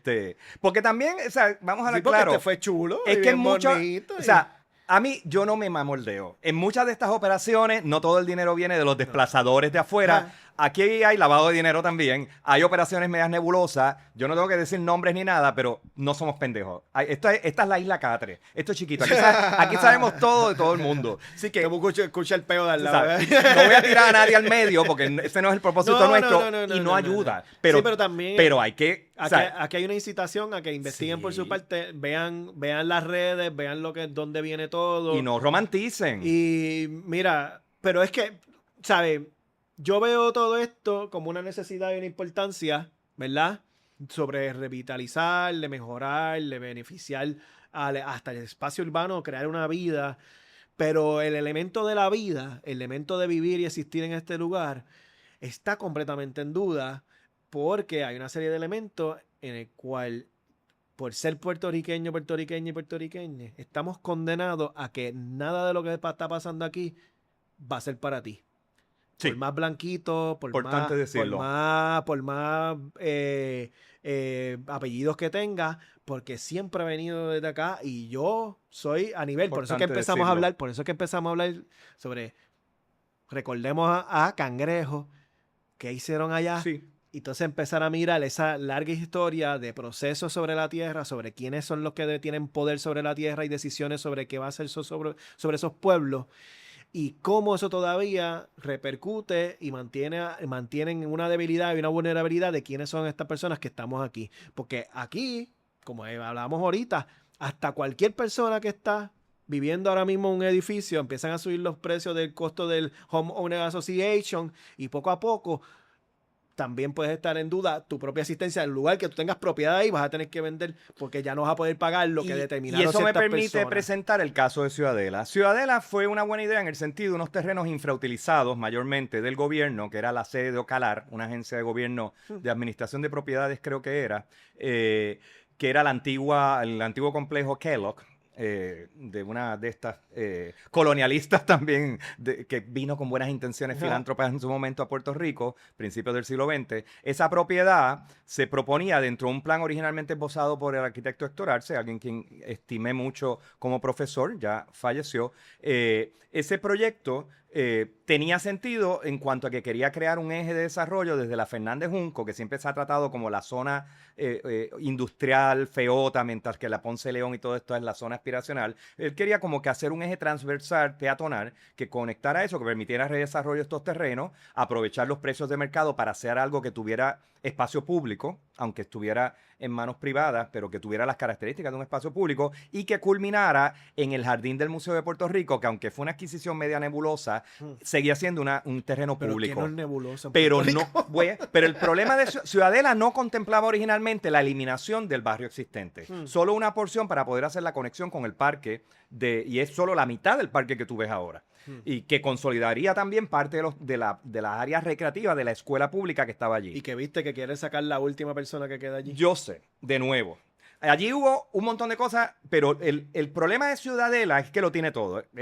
Tiene la especulación bancaria con acceso al gobierno que entonces fuerzan despoblar y básicamente destruir una comunidad innecesariamente. Podía fácilmente coordinarse con el plan. Tú podías tener esa, y en Santurce pasó mucho eso. El área de Minilla, Bellas Artes, eso fue la Parada 19, eso fue la eliminación de barrios completos. La Valdoriotti también fue una excusa para hacer redlining y dividir socialmente barrios completos. O sea, Santurce, y ni te hablo del borde sur hacia el estuario, como también la demonización de la Rabar en esos lados, y tampoco estoy romantizando las condiciones insalubres del Fanguito o de Tokio, pero aquí hay una carrera siempre de sacar a los pobres, entre comillas, en este caso clases medias y medias bajas, eran barrios vivos, vamos a hablar claro, no estamos hablando de antros o de barrios que puede argumentarse que son insalubres y demás y todas esas cosas. No, allí se eliminó porque el Estado tenía malas intenciones y el final de eso fue el área de Ciudadela.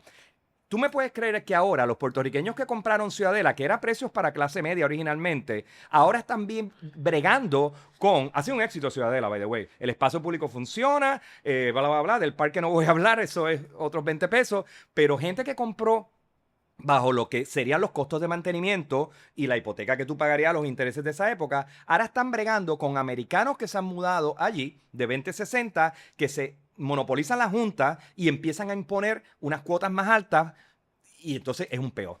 Entonces, ahí yo tengo gente también en el área de Santurce que viven en condado que están viendo el problema de las juntas. Son personas que viven de pensiones, que viven del mes a mes. Inversiones. Sí, porque diseñaron su Sí, retiro tanto eso, claro. no de una manera excesiva. Si tú los comparas con otros puertorriqueños, esto es gente que está en las papas, entre comillas, pero son gente que viven también de sus pensiones y sus economías fijas. O sea, tampoco es que tienen un espacio para, tú sabes, gastos excesivos. Y eso de la Junta, esa sustitución poblacional, que es lo que está pasando detrás de esto, pero no es la sustitución aquella de sacar a, tú sabes, a los blancos para que todos seamos brown y marrones en Estados Unidos, que usan los republicanos como el cuco, no. Esto es un desplazamiento de los puertorriqueños. En tu espacio de retiro o en el apartamento que heredaste de tu mamá o de tu abuela. O sea, y eso le está pasando a Santurce. O sea, eso le está pasando a distintos Santurce. Y esas son las cosas que podrían pasar en Río Piedra si este fenómeno no se observa en detenimiento. Y lo otro que te quería comentar es, claro, esto ya es un tema que se ha discutido mucho en Puerto Rico, pero sí que es una herida viva, lo de los Airbnb y los microhoteles por todos lados. Yo, por un lado, celebré propiedades que estaban abandonadas, que han sido rehabilitadas para poder... Pero yo mismo me doy cuenta que el perfil de una calle, cuando es todo eso, Airbnb y hoteles, es muerte lo que tú Eso tienes lo allí. vemos allá al lado. Bueno, aquí en mi Aquí barrio, al lado, sí. en el callejón Está atrás. todo lo que está alrededor de la placita, Muchacho. hoteles, Sí. pequeños hoteles, unas áreas de vivienda que se convirtieron ahora en poblaciones que existen cuando pueden rentarse. Porque eso crea también una ¿cómo se dice? Como una ciudad intermitente. Porque no es continua. No. No es un capital que no todo el mundo puede rentar según los precios de verano, según los precios de Navidad, según los precios de invierno. ¿Sabes? Eso oscila. Eso que Y le añado una población flotante de los lugares de coworking, que es una receta neoliberal para los emprendedores y para los de 2060 que necesitan facilidades de oficina esporádicamente. esa es otra ley que a la gente le ha pichado. Y eso está trayendo o sea, es una momificación también de la vida en Santurce, lo tengo que decir. O sea, yo empiezo a sentir la incomodidad de que tú no sabes si estás viendo un tejido revitalizado o tú estás viendo un zombie, realmente. Un natimuerto, en otras palabras. Y ya a mí me empieza, o sea, estos son temas que de nuevo no los vamos a agotar en este programa, pero quiero traerlos un poco a la visión. Puedo escuchar ya gente diciendo, pero ¿qué proponen ustedes? Porque ustedes están criticando todo lo que se está haciendo para rescatar y qué sé yo. Bájale dos, papito y mamita. Bueno, pues. Ralentización, como dije al principio del programa, implica que en lugar de salir corriendo en poner una opinión desinformada, te quedes con el problema un tiempo, stay with the trouble, como diría Donna Haraway, y date una oportunidad para ver estos fenómenos con más lentitud, con menos prisa, para llegar a una conclusión. Fíjate que no estamos necesariamente censurando estas operaciones, las estamos observando y sabemos que ya hay unos indicadores de que el futuro no es tan brillante como nos los venden. No, y que como por eso es que traje la idea y el comentario sobre que eventualmente le llega a cada cual ese problema Y hay que movernos a Río Piedra. que va a tocar la puerta, porque lamentablemente va a llegar eventualmente a cada cual el asunto, porque al final del día el proyecto de lo que genera el asentamiento colonial es literalmente un reemplazo político, social, económico, cultural sobre los espacios. No es meramente económico, no es meramente de que ya yo no puedo pagar, que no puedo pagar la renta, que no puedo hacer ciertas cosas, sino es que simplemente se cambia completamente toda la fibra de ese espacio político y social. No hay comunidad, no hay vida, no hay los servicios complementarios, porque todo es entretenimiento, todos son cafés, restaurantes finos, caros, todas esas boberías. Y otro asunto es que está pasando más allá de las ciudades grandes, más allá del capital. Entonces ahí eso eventualmente, empezamos con este ejemplo de la metro, pero hay pueblos que eventualmente tenemos que hablar sobre ello, ¿no? Sí, vamos poco a poco. Entonces vamos a hablar de Río Piedras. O sea, Río Piedras tiene una historia muy particular. O sea, fue municipio, dejó de serlo. Al dejar de serlo, es como la ovejita negra de la administración de San Juan. Hay excusa para descuidarlo, hay menos apego comunitario, hay menos oportunidad.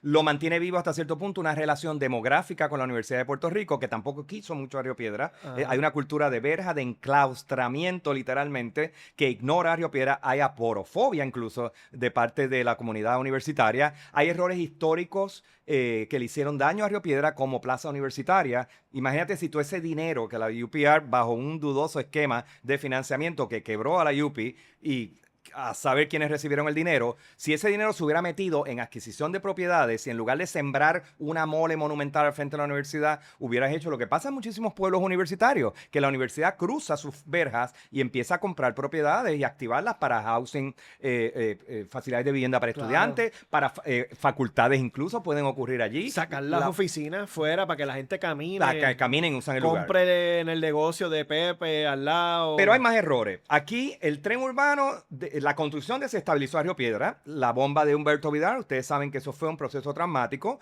Hubo unos esfuerzos de la administración de Sila Calderón de rehabilitar la plaza de mercado, de meterle dinero y demás, pero la realidad es que el declive de Río Piedra ha seguido con el aumento de los shopping malls y todo eso, la desaparición de un sistema de transporte complementario al tren urbano, que eran los carros públicos, que eran las piscicorres, que era el corral de las guaguas de la AMA. Al haber eliminado toda esa intensidad, ya no había una plataforma de movimiento peatonal a distintas horas y Río Piedras pierde su razón de ser como un lugar de transbordo de mercancías, de clientela, de demografía, de estudiantes, de profesionales. Uno ve las fotos y los vídeos de ese momento. Y da pena. Y está brutal. Ni yo cuando estudiaba allí, los early 2000s, ¿no? Todavía había vida. Early 2000s había cierta vida, pero tú mirabas las fotos y las imágenes, la vida que había allí, lo que te comentaban las personas que eran de acá, o sea, porque yo soy de Aguadilla, me crié en Aguadilla, yo vengo para esta ciudad a vivir, a escaparme un poco, ver la vida fuera de San Juan, conseguirme con gente de otros pueblos, que eso es lo más hermoso de venir a estudiar en Río Piedra. No era que el acceso meramente de la gente de las clases, sino que era que la gente de todos los pueblos de Puerto Rico estábamos. El escenario de la universidad y el contexto actual es que la mayoría de los estudiantes son de escuelas privadas en Río Piedras.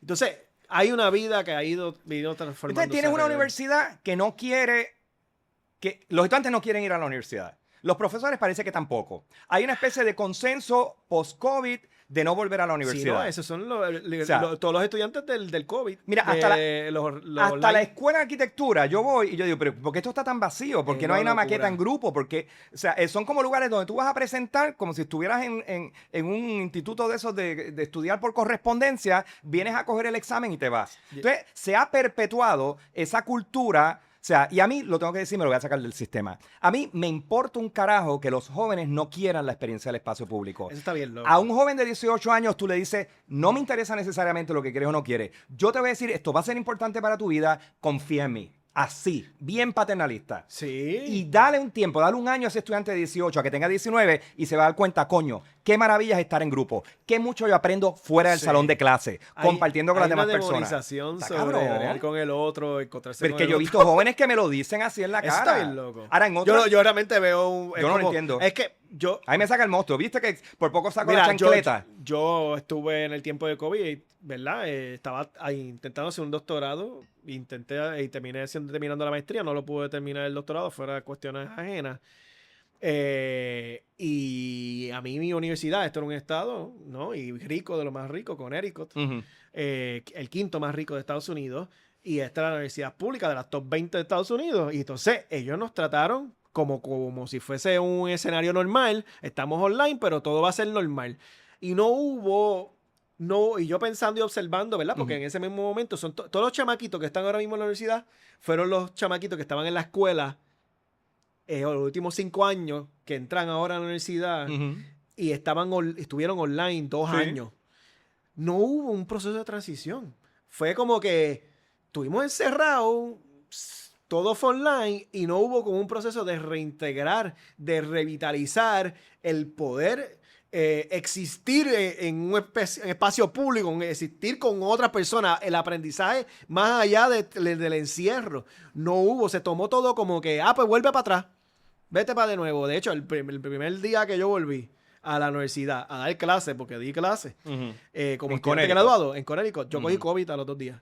Porque nadie se ponía mascarilla, fue al garete, no hubo una planificación. Entonces, ese mismo escenario de ese encierro sin preparación de volver a existir y moverte hacia lo público, volver a nuevo a educarte con otras personas, como que está pasando en la actualidad. Todos estos niños son los niños del COVID, estuvieron en ese periodo. Pero el contraargumento que te dicen es que, pero Miguel, tú estás hablando desde el privilegio porque tú vivías en Villa Andalucía, que era a unos minutos de la universidad, y tú podías llegar a la universidad. Yo, si soy de tal municipio, no puedo llegar a la universidad, por eso la cuestión online es una solución para mí viable. Las propiedades, dijimos aquí que los alquileres están a $800 por una habitación, eran a 400 antes. Las torres y residencias de estudiantes, como toda la UPI, se tarda. Las cerraron. Están cerradas. Cerraron, La residencia de profesores, que aquello también fue un medio chanchullo en su momento, está cerrada. Pero, o sea, pero entonces la UPI está más entronizada también en que no quiere tener una relación con Río Piedra. Entonces hay también lógicas paralelas. Por ejemplo, voy a hablar de un detalle. Aquí estamos brincando de escala. Las telas. Llega Marshall, llegan las tiendas, el concepto del fast fashion, la moda barata que cambia constantemente. La gente deja de coser, la gente deja de hacerse... Sí, que todo un renglón de telas que era importante en Río Piedra y en Bayamón lo fue en su momento, desaparece. Y uno puede decir, bueno, es que la industria tiene cambios y qué sé yo, sí, pero no, esa es la inevitabilidad que yo creo que hay que sacarse del sistema. Estos son lógicas globales, lógicas coloniales, lógicas neoimperialistas, muchas de ellas. Y entonces, violencias también locales, violencias autoinfligidas, como la mala administración de la Universidad de Puerto Rico, con todos los partidos políticos que se la han alternado. Aquí no estamos hablando de PNP versus populares. Todos han metido la pata de una y otra vez en la Universidad de Puerto Rico porque no entienden la lógica del lugar, no entienden la lógica del sitio. O sea, hay una renuencia a entender Río Piedra. Entonces tienes segmentos de comunidad en Río Piedra que también están en contra de cualquier cambio, de cualquier inversión. Entonces, ahí es que yo me enveneno. Como está, no es viable. Lo más vivo que tiene Río Piedra ahora mismo es la comunidad dominicana, lo tengo que decir. Son los lugares donde todavía tú ves uso del espacio público y de la acera. Claro. Tiene su programa musical como el Boricua, que es una decisión muy inteligente. Tienes el fideicomiso que tiene activo el Paradise y parte de la Inmaculada a veces, pero siempre de una forma precaria. No es posible una programación permanente. La Casa Ruth.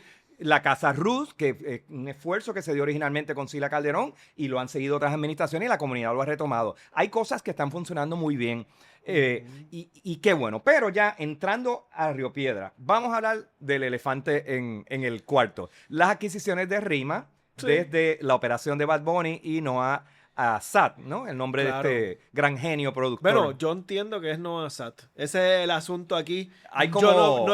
no estamos claros, pero se informa. No sé si es Noah Sat en su elemento personal. O como una corporación. O la corporación, el LLC de RIMA. O Bad Bunny en su carácter con una sin fines. Pero hubo unas reuniones, hubo unas discusiones. Ellos quedaron, el abogado... El discurso y la manera en que habló del abogado es como que se va a tomar en consideración a la comunidad para ver cómo vamos a trabajar el espacio. Claro, ya previamente ha ido pasando cosas allí, ¿no? Ha ido pasando cosas allí, hay negocios allí que tienen unos costos muchísimo más altos de lo que la mayoría de la gente que vive allí. Entonces, en ese escenario de la vida, de ese lugar donde tiene la universidad, y yo lo siento, personas del RUM, pero la Universidad de Puerto Rico, Río Piedra, es una universidad bien particular. Es la universidad donde ¿no? están los doctorados y los espacios de humanidades más grandes y de sociales más grandes del país. Además de tener sus escuelas de Derecho, escuela de Arquitectura, escuela de... ¿verdad? Hay las escuelas profesionales importantes, ¿no? Administración pública, que es donde estudió Sila propiamente. O sea, es unos lugares donde en cualquier país del mundo tú vas a la universidad principal, hasta las propias, sus propios estados, y tú ves una vida y un desarrollo y una movilidad, un acceso, un caminar que tienes que hacer en ese lugar que no ha pasado y no está pasando en Río Piedra. Y se ve claramente que es lo que estás diciendo. Es un abandono tanto de estos dos partidos, pero también una irresponsabilidad de la universidad sobre por qué ese lugar estaba así, por qué ahora los estudiantes no pueden vivir allí. Pero Albany, el puente de la Gándara de Henry Klum está abierto. Está cejado. Eso lleva cerrado décadas. Como un par de años. Estuvo abierto un tiempo. Yo desde que llegué lo vi cerrado. Pero no, y él siempre hubo porque es que está brutal. Portones cerrados para los peatones. Porque que me hubo obligan a dar una vuelta. Hubo asalto, hubo cosas. Entonces, pero claro, ahí, ¿cómo se da vida a ese espacio de otro lado? ¿Por qué se desvincula de Capetillo? ¿Por qué la universidad? O sea, yo hice 2 bachilleratos. Esto hay que decirlo. Yo no sé si fue tu experiencia igual. Yo hice 2 bachilleratos de sociales y nunca hubo un diálogo, una educación junto a las comunidades alrededor. ¿Cómo caramba? Por no decir la gran C, que debería de decirla.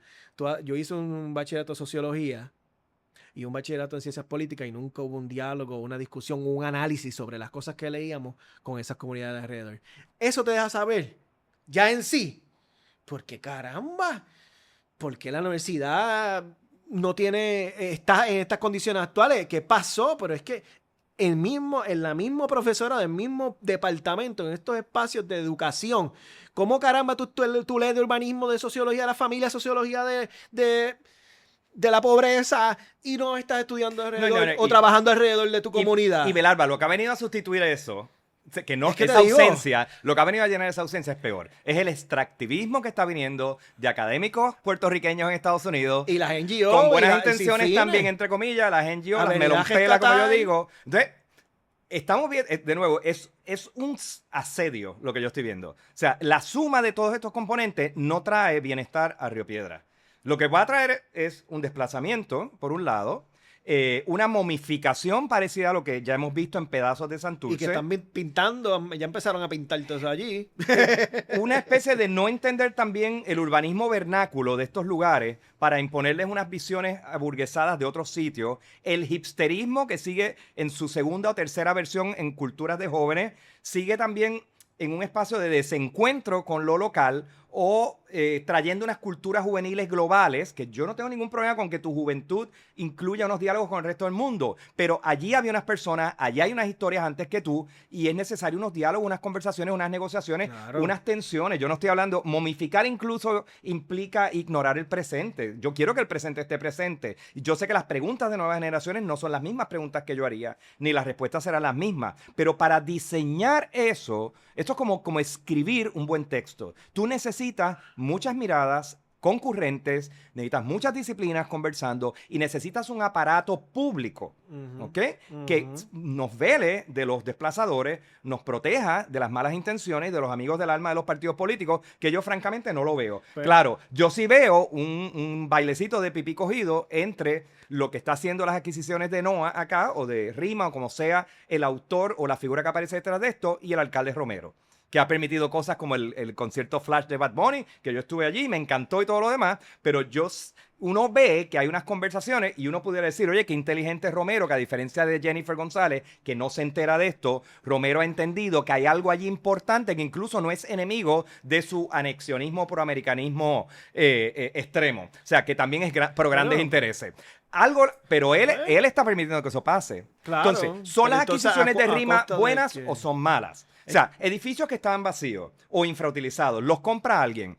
Habría que ver cuál es el proceso de programación de esos edificios. Son de 10 a 17 edificios. ¿Para quién van a hacer esos edificios? ¿Quiénes van a poder participar de ese Río Piedra? Entonces, ¿y qué queremos hacer sobre ese lugar? ¿Qué queremos desarrollar en ese espacio? ¿Cuántas visiones caben allí? ¿Qué hay alrededor de una persona? ¿Qué hay alrededor de esos edificios que va a estar ahí por mucho más tiempo? O sea, ya la Universidad de Puerto Rico, bueno, Río Piedra cumplió 123 años. O sea, imagínate, Río Piedra, 123 años. Mira para allá. Y entonces, creo en esta semana, de hecho, ya para esto sería la semana Y para mí, cumple 123 años siendo una ciudad ex-universitaria. O sea, yo no veo la universidad y la ciudad y entonces, coexistiendo allí. Pensando, y aquí uno, ¿verdad? Estamos fastidiando con toda esta idea y empujando la discusión y a la misma vez problematizando.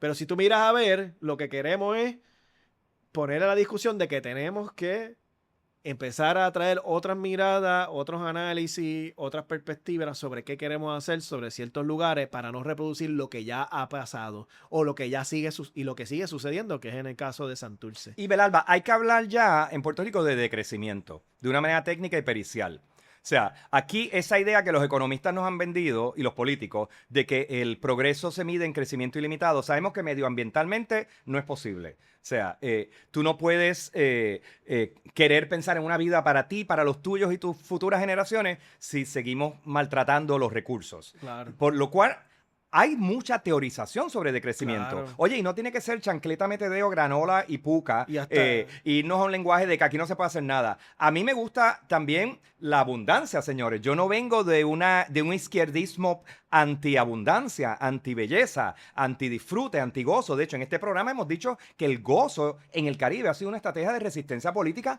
contra la asimetría del colonialismo de asentamiento Y eso es cierto, Ujú. pero hay que pensarlo también desde una dimensión que no es la de los arquitectitos, buscando cómo vamos a gastar más en la remodelación, que no es la de imitar una estética de Barcelona o de la ciudad que esté de moda en el momento, o de Williamsburg, o donde sea carajo que tú te estés trayendo y copiando la idea de la cerveza especial que tiene, qué sé yo qué carajo. O sea, yo consumo estas cosas, señores. Yo Claro. seré un aging hipster, entre comillas, pero soy un crítico de esa cultura también. A mí me gustan muchas de las cosas, Yo sé que te gusta. pero hay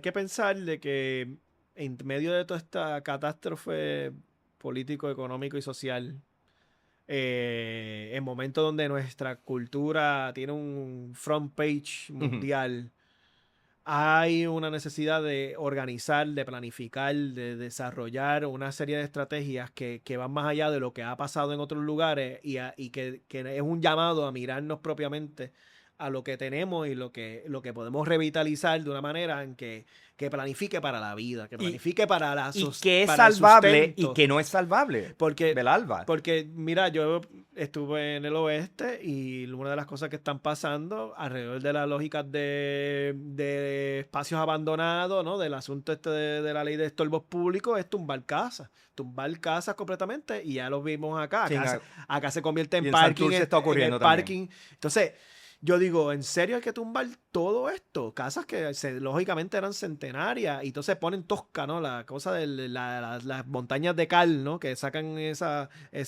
amarillo, la cosa amarilla. Y ponen eso ahí, como decir, aquí estamos ready para construir otra cosa Y del nueva. mismo modo, solares vacíos no hay que construir en ellos. O sea, se habla mucho ahora en teorías emergentes de urbanismo, desde hace ya bastante tiempo, en la restitución de ecosistemas. O Ujú. sea, incluso en Madrid se Y restituyó hay, el Manzanares, no solo el río, que había sido canalizado, más un expreso puesto encima de él, sino las riberas y toda la y vegetación. ciudades, entiendo yo, en Alemania que han eliminado autopistas y cosas Sí. y revitalizado espacios. Claro, esas creado, cosas cuestan, puede haber microsoluciones. Lo que sí yo cuestiono, hay un trend en Puerto Rico de los programas efímeros. Hubo un momento que los urbanistas eran antiurbanistas. Hay una Ajá. generación entera. Los conozco, gente, Es no por estoy de la- acuerdo. que esto- Y eran los proyectos efímeros. Todo era efímero, efímero, efímero. Suena bien lindo en Barcelona, que es una ciudad consolidada con unos mecanismos de administración, de gestión, de titularidad, con unos organismos de representación comunitaria súper sofisticados, con una tradición de resistencia a los gobiernos municipales y estatales.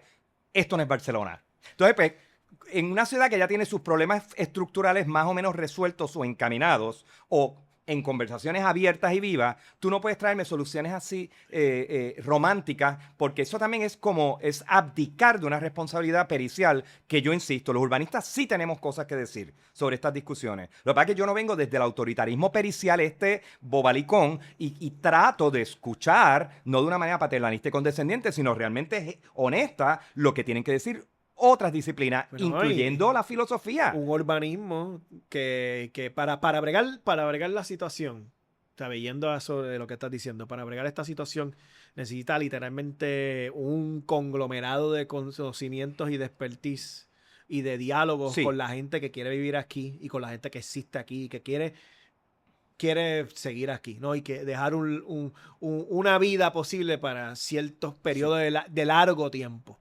Entonces, porque mucho de lo que está pasando ahora, toda esta destrucción de estos espacios, de retomar y comprar todo, está pasando por una serie de leyes, serie de beneficios que son para ciertas personas, no están apostando para ciertas subjetividades que tienen un capital para invertir, etcétera. ¿Puedo Entonces, darte un ejemplo concreto? claro. Tú hablaste de incentivos ahorita. Ujú. Los incentivos a los centros urbanos es un mecanismo que se utiliza para compensar los inconvenientes de construir en un centro urbano o remodelar, que cuesta más, porque son movilizaciones más difíciles, más complicadas. A lo mejor no vas a tener el estacionamiento en la propiedad y hay mecanismos que tienes que negociar. ¿Qué pasa? Esos incentivos, en principio, permiten que personas de niveles medios, ¿verdad? Puedan, de alguna manera, ser propietarios junto con otros y se pueden crear sociedades cooperativas para edificios de 3 plantas, tipologías que son abundantes en los centros urbanos. Pero en Puerto Rico, la ley de incentivos se la dieron a la industria turística, a los grandes hoteles, a los grandes resorts. Llevan 3 décadas haciendo esa pendeja por las presiones políticas y uno de los casos más escandalosos ahora es el package de Esencia. A Esencia, a ese apartheid sionista que quieren crear en Cabo Rojo, sacrificando las fuentes de acuífero de una zona que ya está amenazada en su estado actual. Eso lo quieren financiar con package de incentivos. Entonces, volvemos a lo mismo. Sí, son como... Plaza Universitaria, estoy seguro que también se hizo con incentivos. Entonces, en un momento dado eran incentivos para grandes fincas.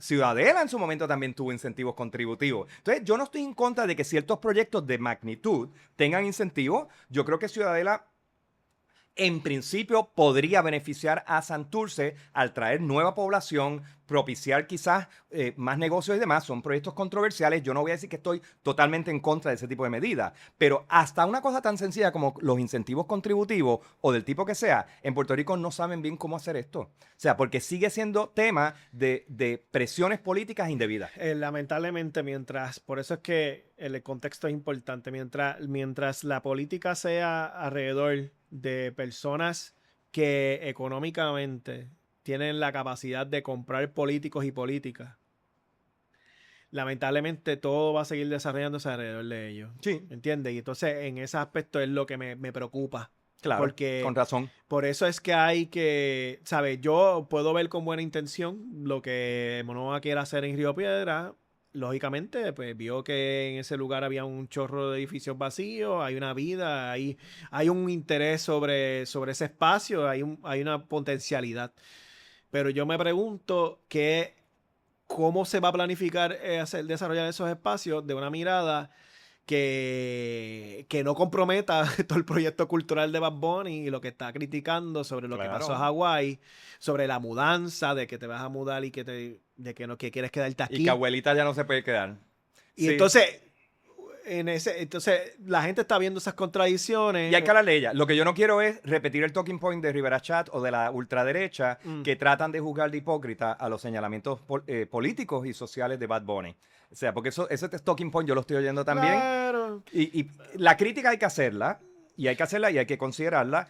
Es que para ellos, vamos a hablar claro, y yo soy bien crítico. Digo, Rivera Chat no tiene autoridad moral para hacer una crítica de este tipo, pero la hace como para quiera. Ellos quieren vender que los independentistas todos, o los socialistas, somos independentistas de champán, socialdemócratas, etcétera, todos son comunistas, todos son socialistas. Y no quieren desarrollar nada, significan X o Y país. Ellos quieren eliminarle la posibilidad de que personas que no han gobernado o que tienen una idea de país o tienen un amor sobre Puerto Rico, no van a hacer lo que hemos hecho nosotros y van a destruir completamente lo que hemos hecho, bla, bla, que whatever el otro that extremo, means. ¿verdad, Alba? El otro extremo es que somos en realidad unos hipócritas, que nos gusta la abundancia, que nos gusta el buen vivir y que, oye, yo no tengo ningún problema con que ser progresista y aspirar al buen vivir, señores. Lo que pasa es que el buen vivir puede ser una huella urbana mucho más pequeña, con acceso a los servicios alrededor de mí y un intercambio comunitario de gente viva alrededor de mí.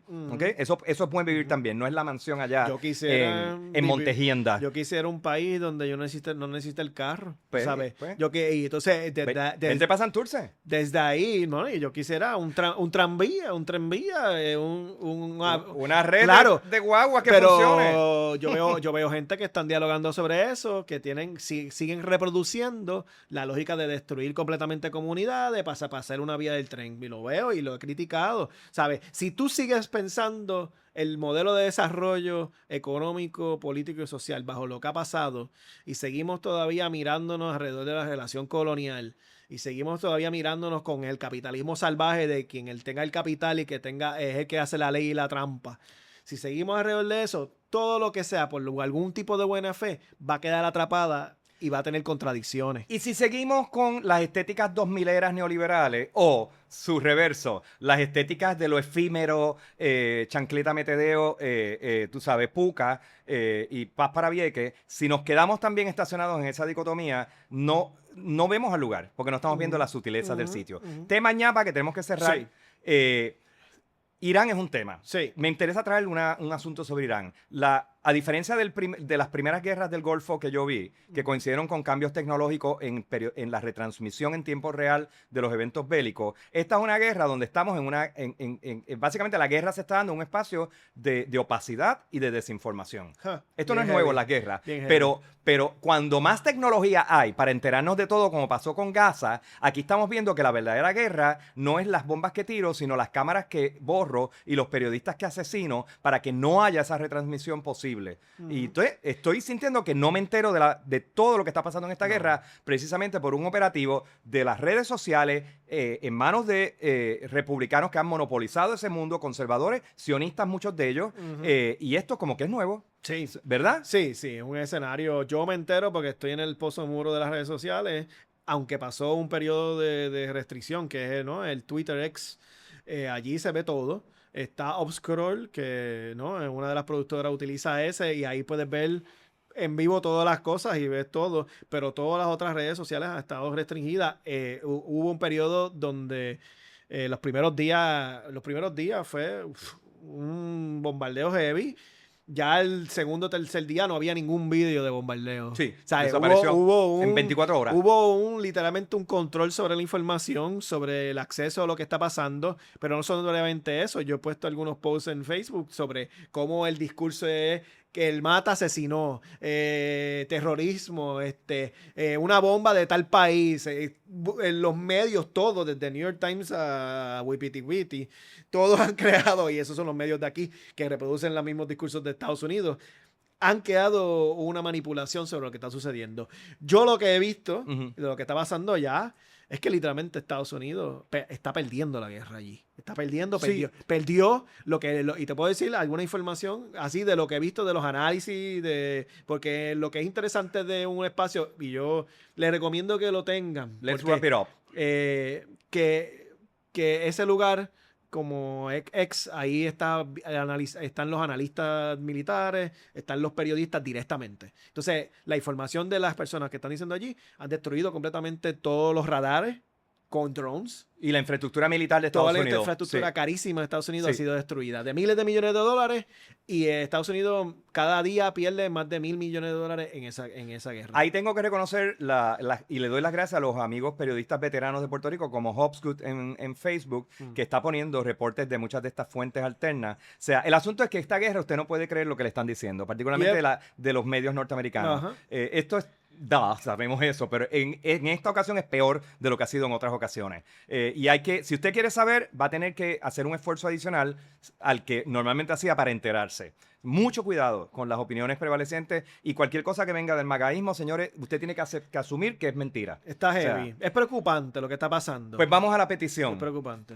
Recuerden, somos un organismo independiente y autónomo. Buy Me a Coffee es el mecanismo que tenemos para recibir sus donativos, señores, de la manera que usted mejor quiera. Es una plataforma bien flexible, no tiene que hacer una obligación económica que usted no puede, pero eso nos sirve mantener la infraestructura operacional de este programa, el esfuerzo voluntario de todos nosotros que estamos aquí haciéndolo, porque los queremos a ustedes, porque queremos a Puerto Rico en el fondo. Recuerden, todas estas críticas y comentarios se hacen desde la generosidad y el cariño. O sea, yo espero que eso se note también hasta cuando más empingados sonamos. Y otros temas los vamos a seguir expandiendo. Eso es así. Hay muchos casos y vamos a ir desarrollando estas discusiones porque pues tratamos de que sea algo vivo, algo que afecte, que no se discuta de la manera tradicional y que de cierta manera le ayuda a tener herramientas para poder empujar las discusiones y políticamente en cierta manera cambiar la cosa.